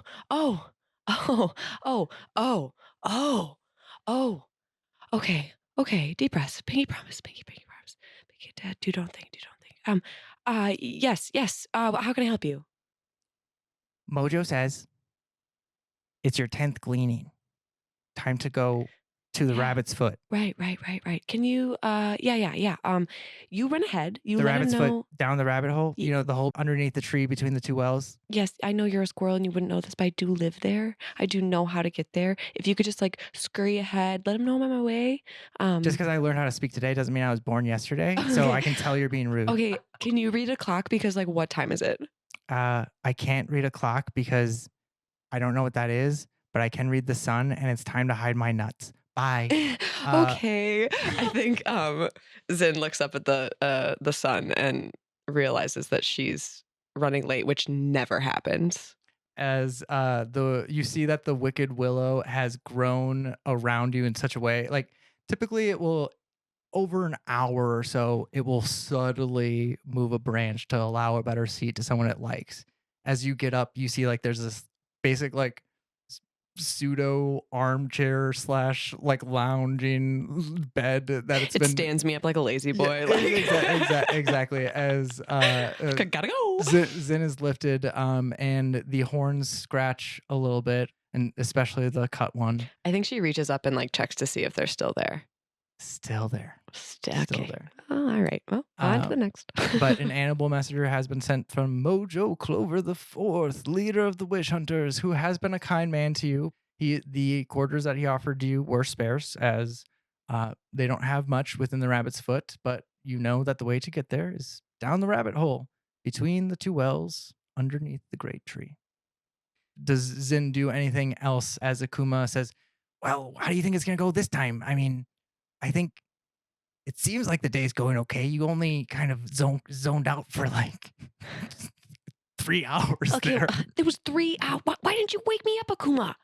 Well, I wasn't having a very pleasant dream. sometimes the fire simmers, sometimes the fire simmers. Oh my God, I wish you'd simmer more. But okay, Whoosh. you know what? No more talking. I need to leave. And I think she just like slides down the branch of the willow and runs off. Beautiful. You see, there's like this like symbiotic process of Akuma burning dead leaves that fall from the tree before they hit the ground. It's like Like a game, like Fruit Ninja. Exactly. It's like how Akuma gets by with destruction always in its life. Yeah. It's like little fire, little fire, little fire. So just like rolls her eyes, like, oh my God. So, but to anyone from a distance, it would look like little spots of flame just flicker in the air as Zin walks through the forest. She like throws her hood of her cloak up and just kind of scurries away. Beautiful. And that there, I think, is a good point to switch to last, but certainly not least. Cassie, as we zoom into the village of Two Wells, where might we find Cassie? Cassie is sitting comfortably in her clock tower turned laboratory. I love it. I'll give you one guess of what she's doing. Let me describe as we descend from again secluded high ridge landscape in places, a place where it's pretty hard to get a full vantage of the sky. One tall building peeks out. A clock tower, reclaimed and renovated. You see a couple of telescopes, I would imagine, like with it situated within the hands of the clock, and like are those is it visible? Or is it clock tower from the outside only, or as we zoom into Cassie's clock tower, reclaimed to be her observatory and astronomy lab, the place where she maps out the stars and charts them. What does this look like? The clock tower looks usually like a clock tower. Every couple of weeks, there might be an event in the sky that causes a new telescope or a different specialty piece of equipment to poke out for a few hours at a time. But generally, Cassie likes to keep it under wraps that this is where her magic happens, or her studies happen. I love that. Obviously, very protective of equipment as well. I think probably most observatories, if they had the means to get a good vantage of the sky and protect their equipment at the same time, they'd probably choose to do so. But as you mentioned, sometimes the thing you need to look at requires the perfect vantage. What is Cassie doing as we descend towards the clock tower? Cassie is currently in the throes of a study that requires her to compare the distances between constellations in the sky. So she's mapping out hour by hour how the constellations are moving with respect to each other, how quickly they're moving, what happens when they move, and if their movements are aligning with the publications that Star Watch Tower has recently put out, aligning with publications from a decade ago, 2 decades ago, a century ago. Just kind of keeping tabs on things.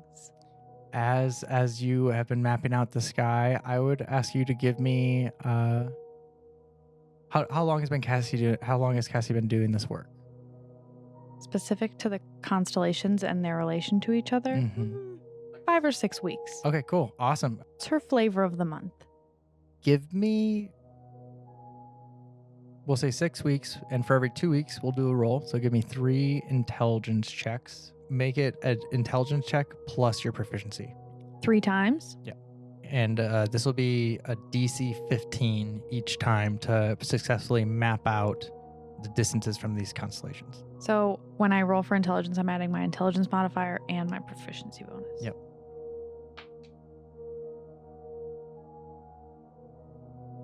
That's an 8. Okay. 13. Nice. 15. Awesome. Successfully mapping it out perfectly by the 6th week. I will also allow you a guidance roll on the first 2. And I think, I think the first roll was a fail. So it was just a frustrating process to get this project off the ground. 3rd or 4th week, it seems pretty solid, and you are able to confirm that by the 6th week. That Starwatch Tower is once again lying for seemingly no reason. It's just their information is just wrong. Give me an insight check to know more, but you have successfully determined that your measurements are accurate, and Starwatch Tower is lying for this most recent publication. That's a 10. You can't quite understand why they would do that, but it's a grandiose thing that I think I will tell you, Savannah, the player, what Cassie seems to be struggling as a science-minded person. I think the thing that escapes her right now is that it could be not about science, and that it could be a political, decisive move to distract from something that is, But I think Cassie is just like, why? It must be befuddled why someone would just put something out that's wrong. It's so utterly wrong. It would be obvious to anyone who took the time. She's definitely frustrated. Well, as you have discovered this evidence of Starwatch and the information that they have put out about the stars to, in their words, prepare the public and prevent them from ever looking up. Or in short, their motto, don't look up. That's what they do. So why would you have to? And so as they have mapped out the stars incorrectly, Cassie's sitting there frustrated. How does Cassie handle her frustration? She probably takes a break from this project to work on some other project so that she can get her mind off of it. I think you were right on the nose. She knows that Starwatch Tower is publishing incorrect information, and probably at this point assumes it is just to hide something. But her inability to figure out what exactly they're hiding is just maddening. She's also not the type to waste energy letting that fester and prevent more astronomy from being done or had or discovered. So on to the next thing is her approach. Give me a perception check with disadvantage.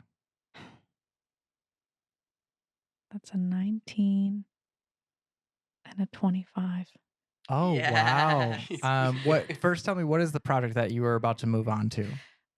The project that I'm about to move on to, and the project that I often move on to when other things befuddle me or stump me, is staring at existing data that I've already collected about the star that stands still. So just like in one of those procedural shows where the cop returns to the file that they just can't solve, she's just looking at her data and seeing if something will jump off the page at her.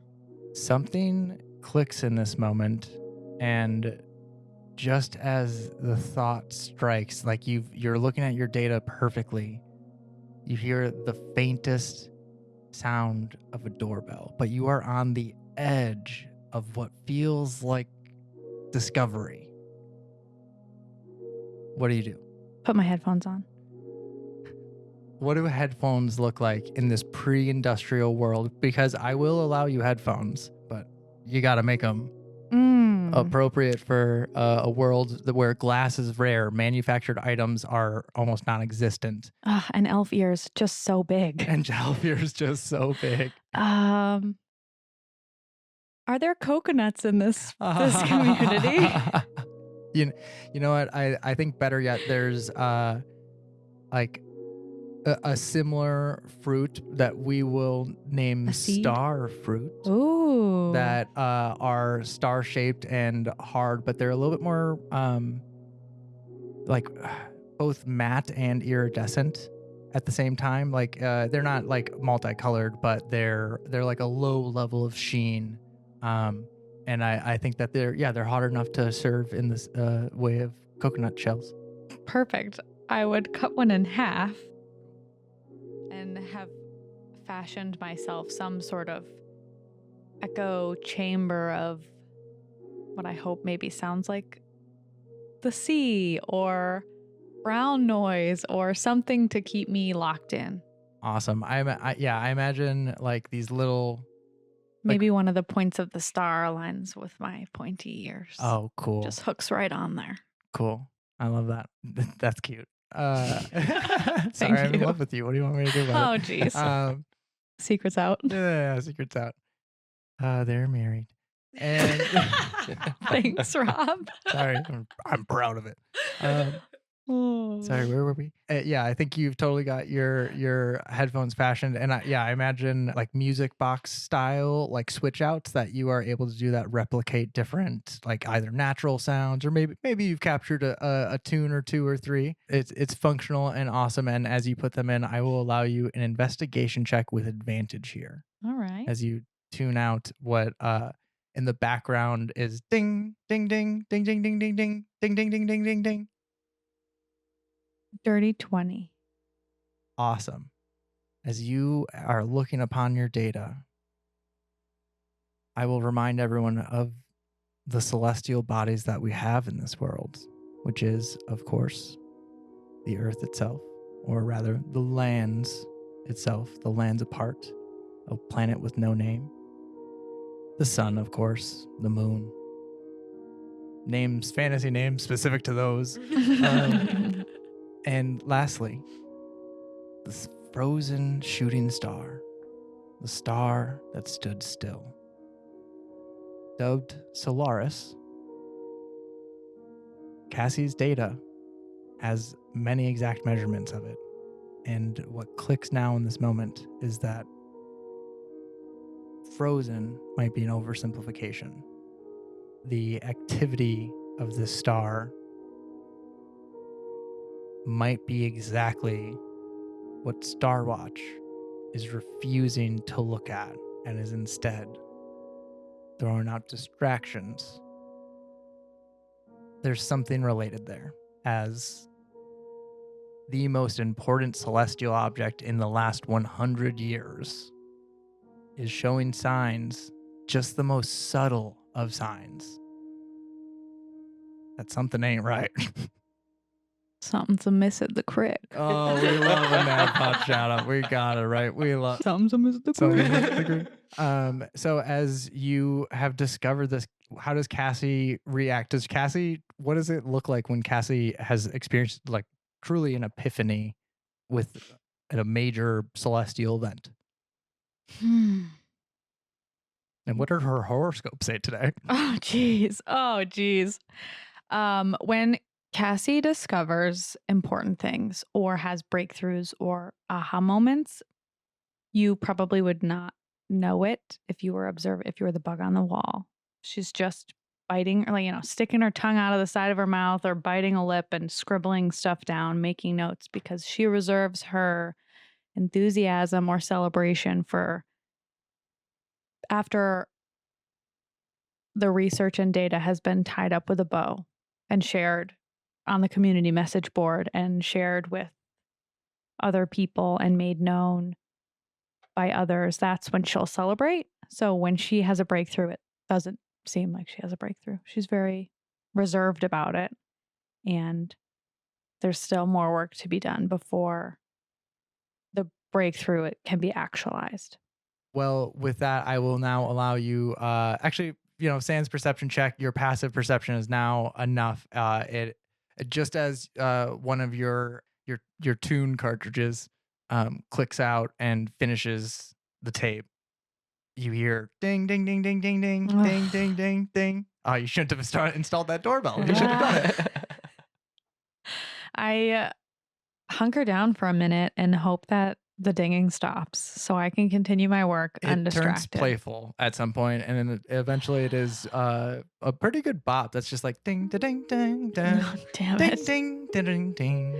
All right, I take my headphones off because they're obviously not wireless. That would be just too far-fetched in this era.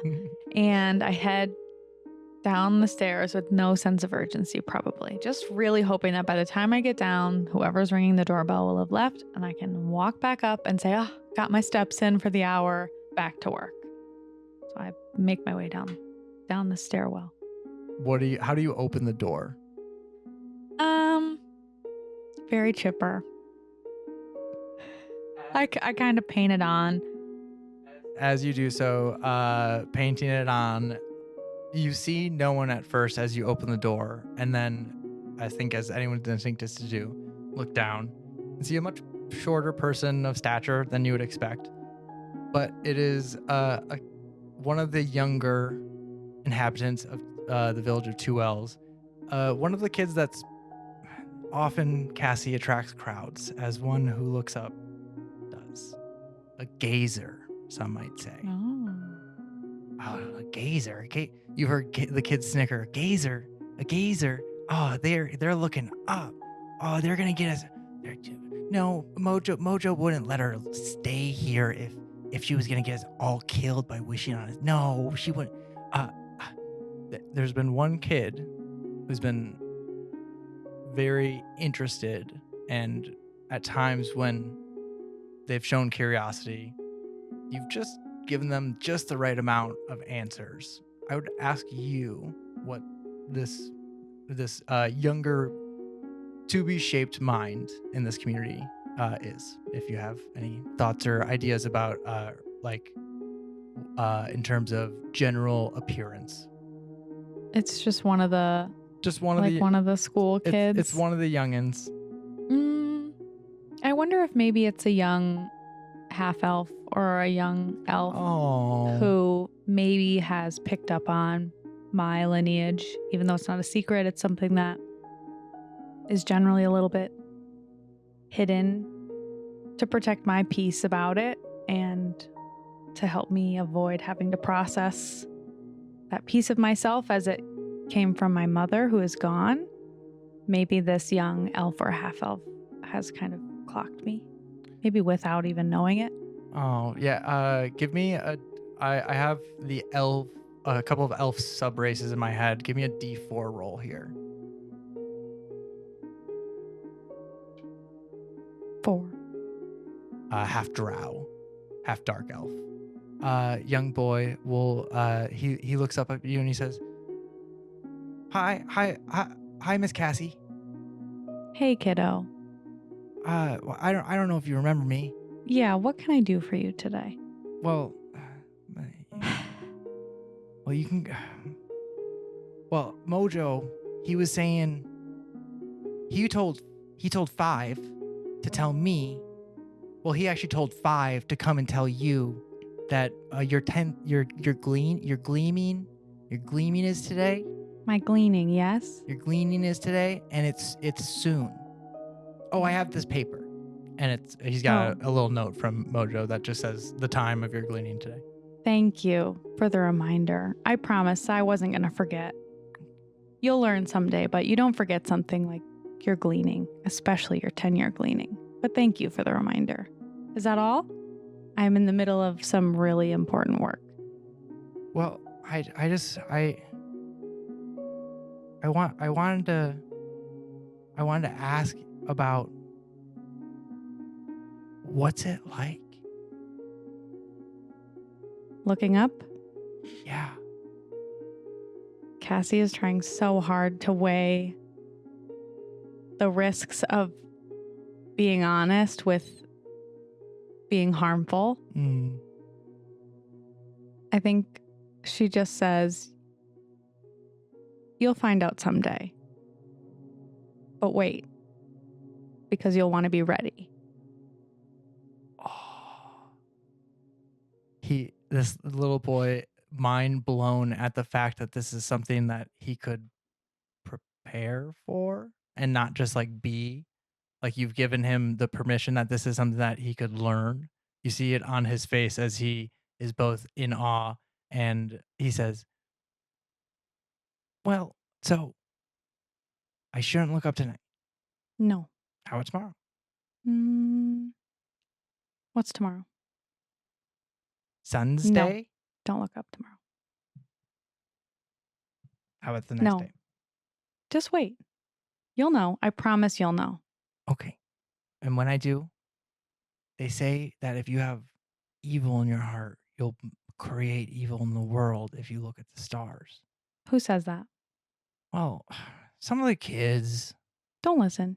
they say that if you have bad thoughts, then you'll be a bad person, and especially if you look at the sky, then you'll make the world bad too. There's no such thing as a bad person. Really? Really? Sometimes I spit in Evan's head. Yeah. That's I spit right on it, right in his hair. maybe a bad thing to do. It doesn't make you a bad person. Yeah. Sounds like you know it's a bad thing to do. Yeah, I do. Maybe you could apologize to him. He called me a gazer. Oh, that's not very nice. No. Doesn't make him a bad person either. What does it make me? Young, I guess, yeah. vulnerable. It's a big word, though. We can do that next week. Yeah. Well. Anyways, Mojo said that is 5 said that Mojo said that it's got to be soon. And I don't know what 5's doing. He should be doing. Yeah, it sounds like you're hanging out with 5 a lot. Well, 5 is a cool guy. He's a cool guy. He knows what he's doing. But he said that he was. Yeah, I don't know. Just remember, listen to yourself before you listen to other people. Okay. Thank you for reminding me about my gleaning. I won't miss it. You can Okay. tell that to 5, or you can tell that to Mojo. You Okay. can tell that to them both, or you can not tell them at all. I got it. Okay. Thanks, Miss Cassie. Do you think I could come back sometime and just like learn about looking up at the stars? Yes, I can pencil you in next Stars Day at 13 o'clock. Okay. Next Stars Day that's like 4 moons from now. It's as soon as I can get you in, buddy. Oh, well. You just got to be really good on your best, kindest, most lovely behavior until then. I'll wait until then, and I'll go to what's Parables Bookshop's called? Oh gosh, throwing me there. We're gonna call it Curiosities for the Curious. Maybe I'll go to Curiosities for the Curious, and I'll get some books on stars. That sounds like a great idea. Well. Avoid the ones. You know what? Stop by when you get your books, and I'll make 5 minutes to make sure you got the right ones. Oh, really? Before 4 moons have passed? Yeah. Wow, I don't have to wait for the waxings and wanings of 4 whole moons. See, I know what I'm talking about.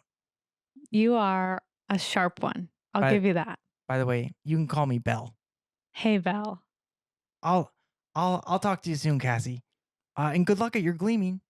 Thanks, buddy. I appreciate it. I'll see you soon. As Belle, the small half drow, has given his message, which was given him to by Mojo Clover the 5th, Mojo Clover the 4th son, also known colloquially as 5, who seems to be absconding from their duties. Cassie now has their message abound with these thoughts stirring up of the stars, and how might one look upon them safely, or the dangers that might come with them. What thoughts are stirred up as the gleaming pushes upon your mind? The gleaning, excuse me. I'm not Bella. Gleaning. Cassie is holding a lot of emotions about this day and this event, including being pissed off at the people at Starwatch Tower, because it feels like you can't go attend a gleaning without considering the false findings that are being pushed by these people in relation to the star, which relates to the gleaning and the impact of the star and things like that. But she's also 10 years on, proud to be working through the curses and the challenges that she faced as a result of her first wish 10 years ago. She's feeling like through her science and through her studies, she can defy the curse that surrounds her. Absolutely. I think Cassie in this moment might hear music without the headphones. And as she does, I think she might be reminded of the first time that she heard the stars sing. And with that, we will flash back to that day, the first day. Maybe not the first day that Cassie looked up, but the first day that Cassie looked up wanting.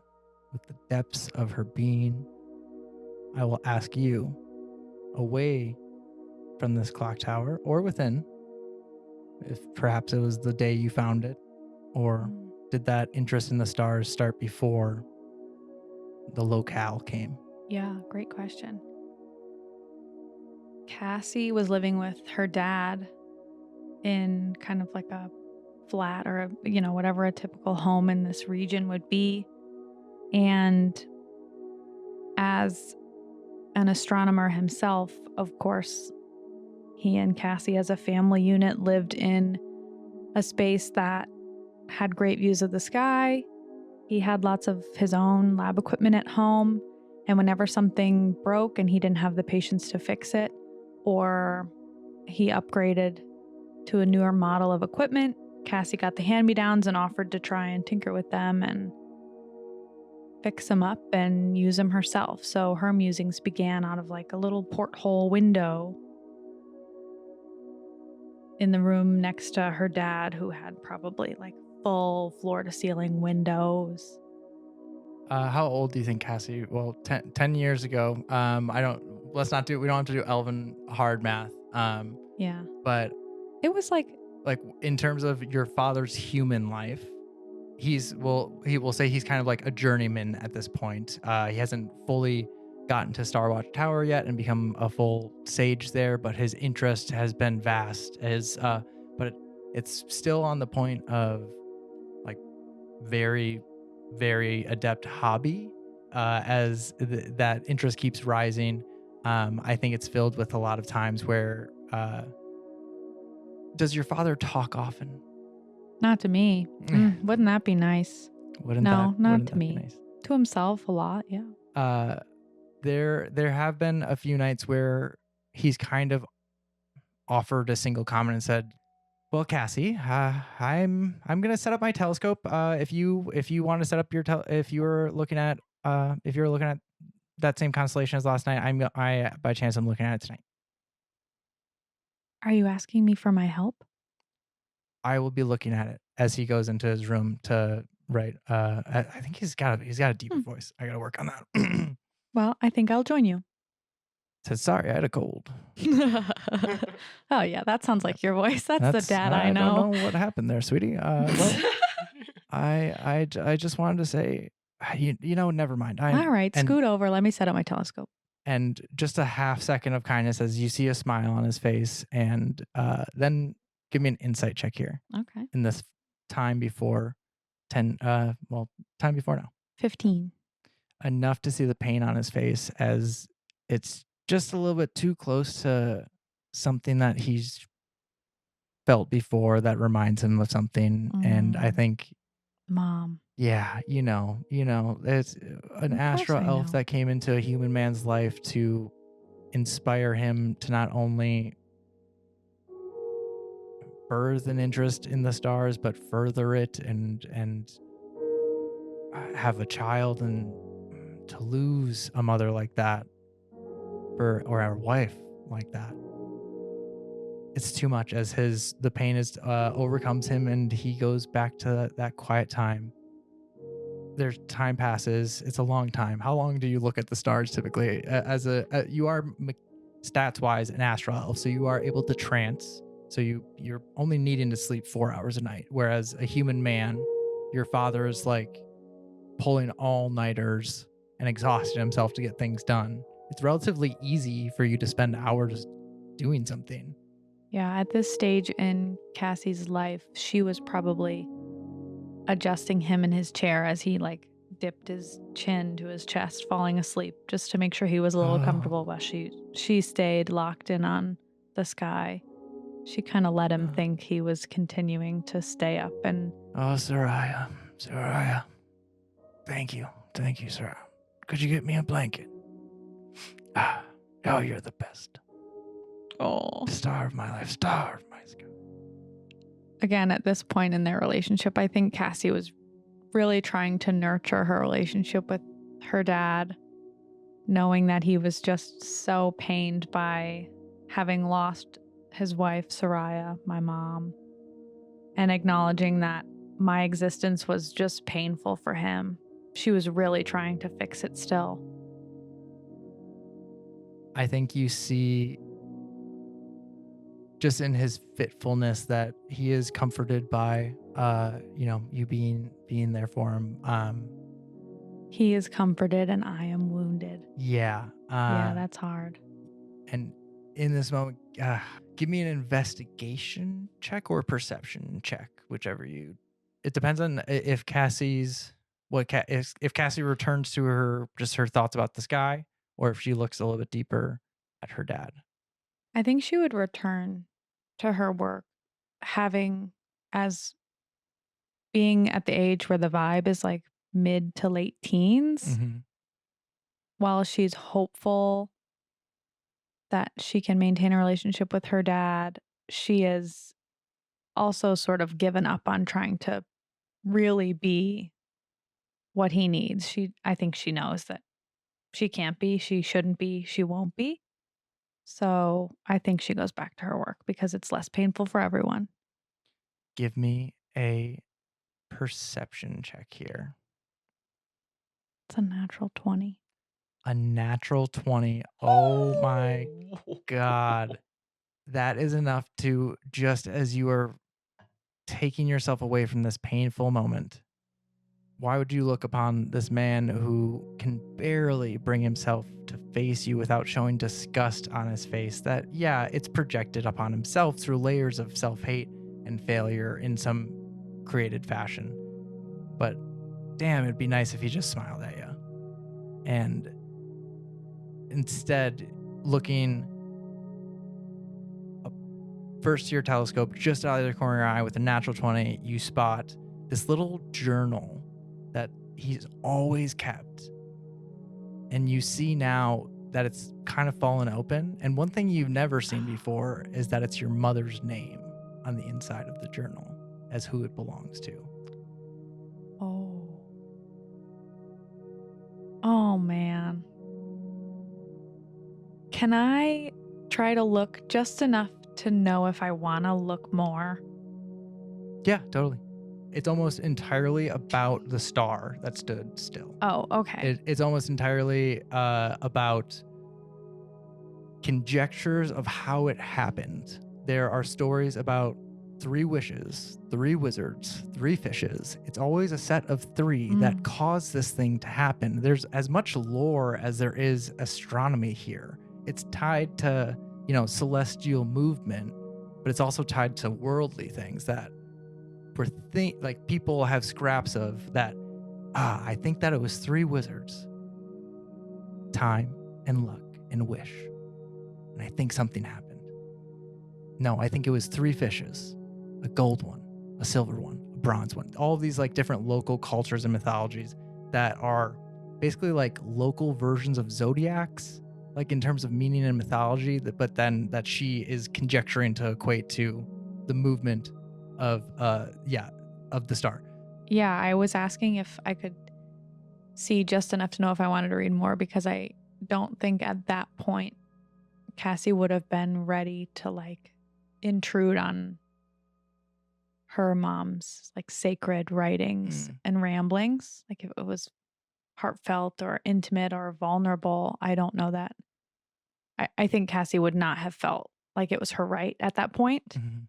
but knowing that it was mostly scientific in nature. I want to say she would pocket it and tuck it away for when she felt she could use the information better, but I don't know that she would have out of respect for her dad and fear that he'd be upset. You could see that the last couple of pages are like a maybe 1 or 2 lines scratched out, like as if he tried to continue it and it's just he couldn't. Has Cassie picked up on him kind of carrying this journal around as a formality? Like, He looks as if he's writing it all the time. oh, but it's clear that he hasn't been. No, he's the pen is probably moving millimeters above the paper every time. All right, I take it. As you do, I would offer you an insight roll with advantage here. He's not using it. With advantage, I rolled a nat 20. But I'll Another roll natural again. 20. Yeah. Just in case it's a. The next one was a 23 with a 17. Oh my good God. You know in your heart, the stars sing for a moment that you've done your father a service. Aw. You've given him a chance to move on. And truly, with that nat 20, I think the stars have been singing ever since you've been looking at them recently, more and more lately. But now it becomes a true song in your head. They are calling for you to look at them, not through glass or mechanism, but with your naked eye. They're calling you outside. Does maybe the building we were in at the time has like a fire escape, a roof, hatch. Totally. You are leaving from the I gotta second go be story up alone. from a shoddy mix shape. It's thatch and wood and maybe a little bit of recovered brick and stone. People built with what they can here. And that includes a wrought iron railing that kind of situated along like a falling diagonal. You are able to drop out of your home and onto the street below, or rather likely the dirt trodden path below, and the green grass of the forest calls as so do the stars. Everything about this song that you are hearing is asking you to step away from anything that Get some is space. like manufactured civilization metal in any way. Cassie follows the feeling. Following the feeling, notebook tucked in hand, Mm-hmm. you are drawn into a forest clearing where the view can be said to be perfect, but also dangerous, as you have a large view of the sky as the frozen star peaks upon the land. Cassie is drawn to look up. I would ask you to make a wisdom saving throw here, unless you would want to choose to fail it. It's a song from the stars. I think she's feeling defiant. Okay, So cool. I think she would just look up, ready for whatever happened. She's frustrated, I'm realizing is a theme. She's very frustrated with her dad and that her mom's gone and that she doesn't totally understand astronomy yet and that someone's telling her what she can and can't do. Feeling the effects of essentially a suggestion spell upon her, it seems that the purpose of this song of stars that calls Cassie lines up with her own, as Cassie looks up upon the stars with her mother's journal full of questions but no answers, and a father who has just been incapable of ever giving answers. What thought fills Cassie's heart as she looks up at the sky? It's a thought that fills her heart so full to bursting that I think the wish comes out of her mouth as she says, I wish to uncover knowledge about the star that stands still. And as soon as it's out of her mouth, she kind of zips it back up, realizing, oh, I didn't mean to speak that out loud. Whoops. As you speak, and as if you could pull in the air vibrations of the words that you have spoken, you try to pull them back, but they shimmer in front of you, and you can see the multicolored light rise into the air, and the song of the stars becomes these songs. And suddenly, it is too much. The overwhelming screaming of amongst the beautiful trilling and the lovely, peaceful aspect of nature, so is the chaotic, at times cursed side of nature. And Cassie feels both the beauty of the star that stood still and the wrongness of it. And in that moment, feels that her wish may have been granted. But so may too a curse been given. It's just a feeling, though. It's just a feeling, you know. And I think there is a good place to flashback as you are on your doorstep with Belle having just run away and Mojo Clover the Fourth awaiting you in the headquarters of the Rabbit's Foot, down the rabbit hole, between the two wells, just beneath the great tree. Before I head that way, I walk all the way back up my stairs to my clock tower, and I put away all of my findings, close it all up, put them in their filing cabinets, polish off the lenses of my telescopes, put their little caps on, hang my little shell headphones up on a hook, and then I leave. As you make your way, I think that is a good time. Yeah, I think we gotta end it there. I love the powerful imagery of having your mom's journal, looking down at it, and then basically looking up and wishing, I wish to know you. Maybe thinking about your mom, but looking up at the star, Yeah. like that, wishing for the knowledge of the thing you're looking at, and then like say, I didn't mean that. It was such a Yeah. real moment Yeah. from going from that kind of trauma revisit to an accidental wish. Yeah. Well, and to realize that part of what she was so focused on, like she was immersed in finding out about this thing. And it definitely, I think, will play out that it's by studying the star and the stars and space, Cassie will be able to feel closer to a mom that she barely ever got to know, if at all. So it is definitely like a sentiment of like, I just wish We gotta maybe say if I know enough. Sorry, I'll Yeah. shut gotta, up. No, but this is so good because you also gave your father the opposite of that by taking it away. You gave him a chance of healing instead of obsessing over that exact same thing. Mhm. Like, Right. Let's just hope I don't end up like him. exactly, right? Save it for the dice side, y'all, and join us by the dice side and become a dice sider. Join us on the Patreon and get some exclusive content where we talk about the campaign episodes after the show. We also do some other extra cool stuff. You know, join and you'll find a lot of extra cool content. I promise it's worth it. And it's just $5 a month. Just $5 a month. That's a cup of It's just coffee. $5. Just $5. 5 gold. It's 5 gold. 5 gold. You can give that to me in the mail. Can you mail gold? I don't know. If you want. Yeah. Maybe. Carrier pigeon. Yeah. But Ooh, and next time we get to play together.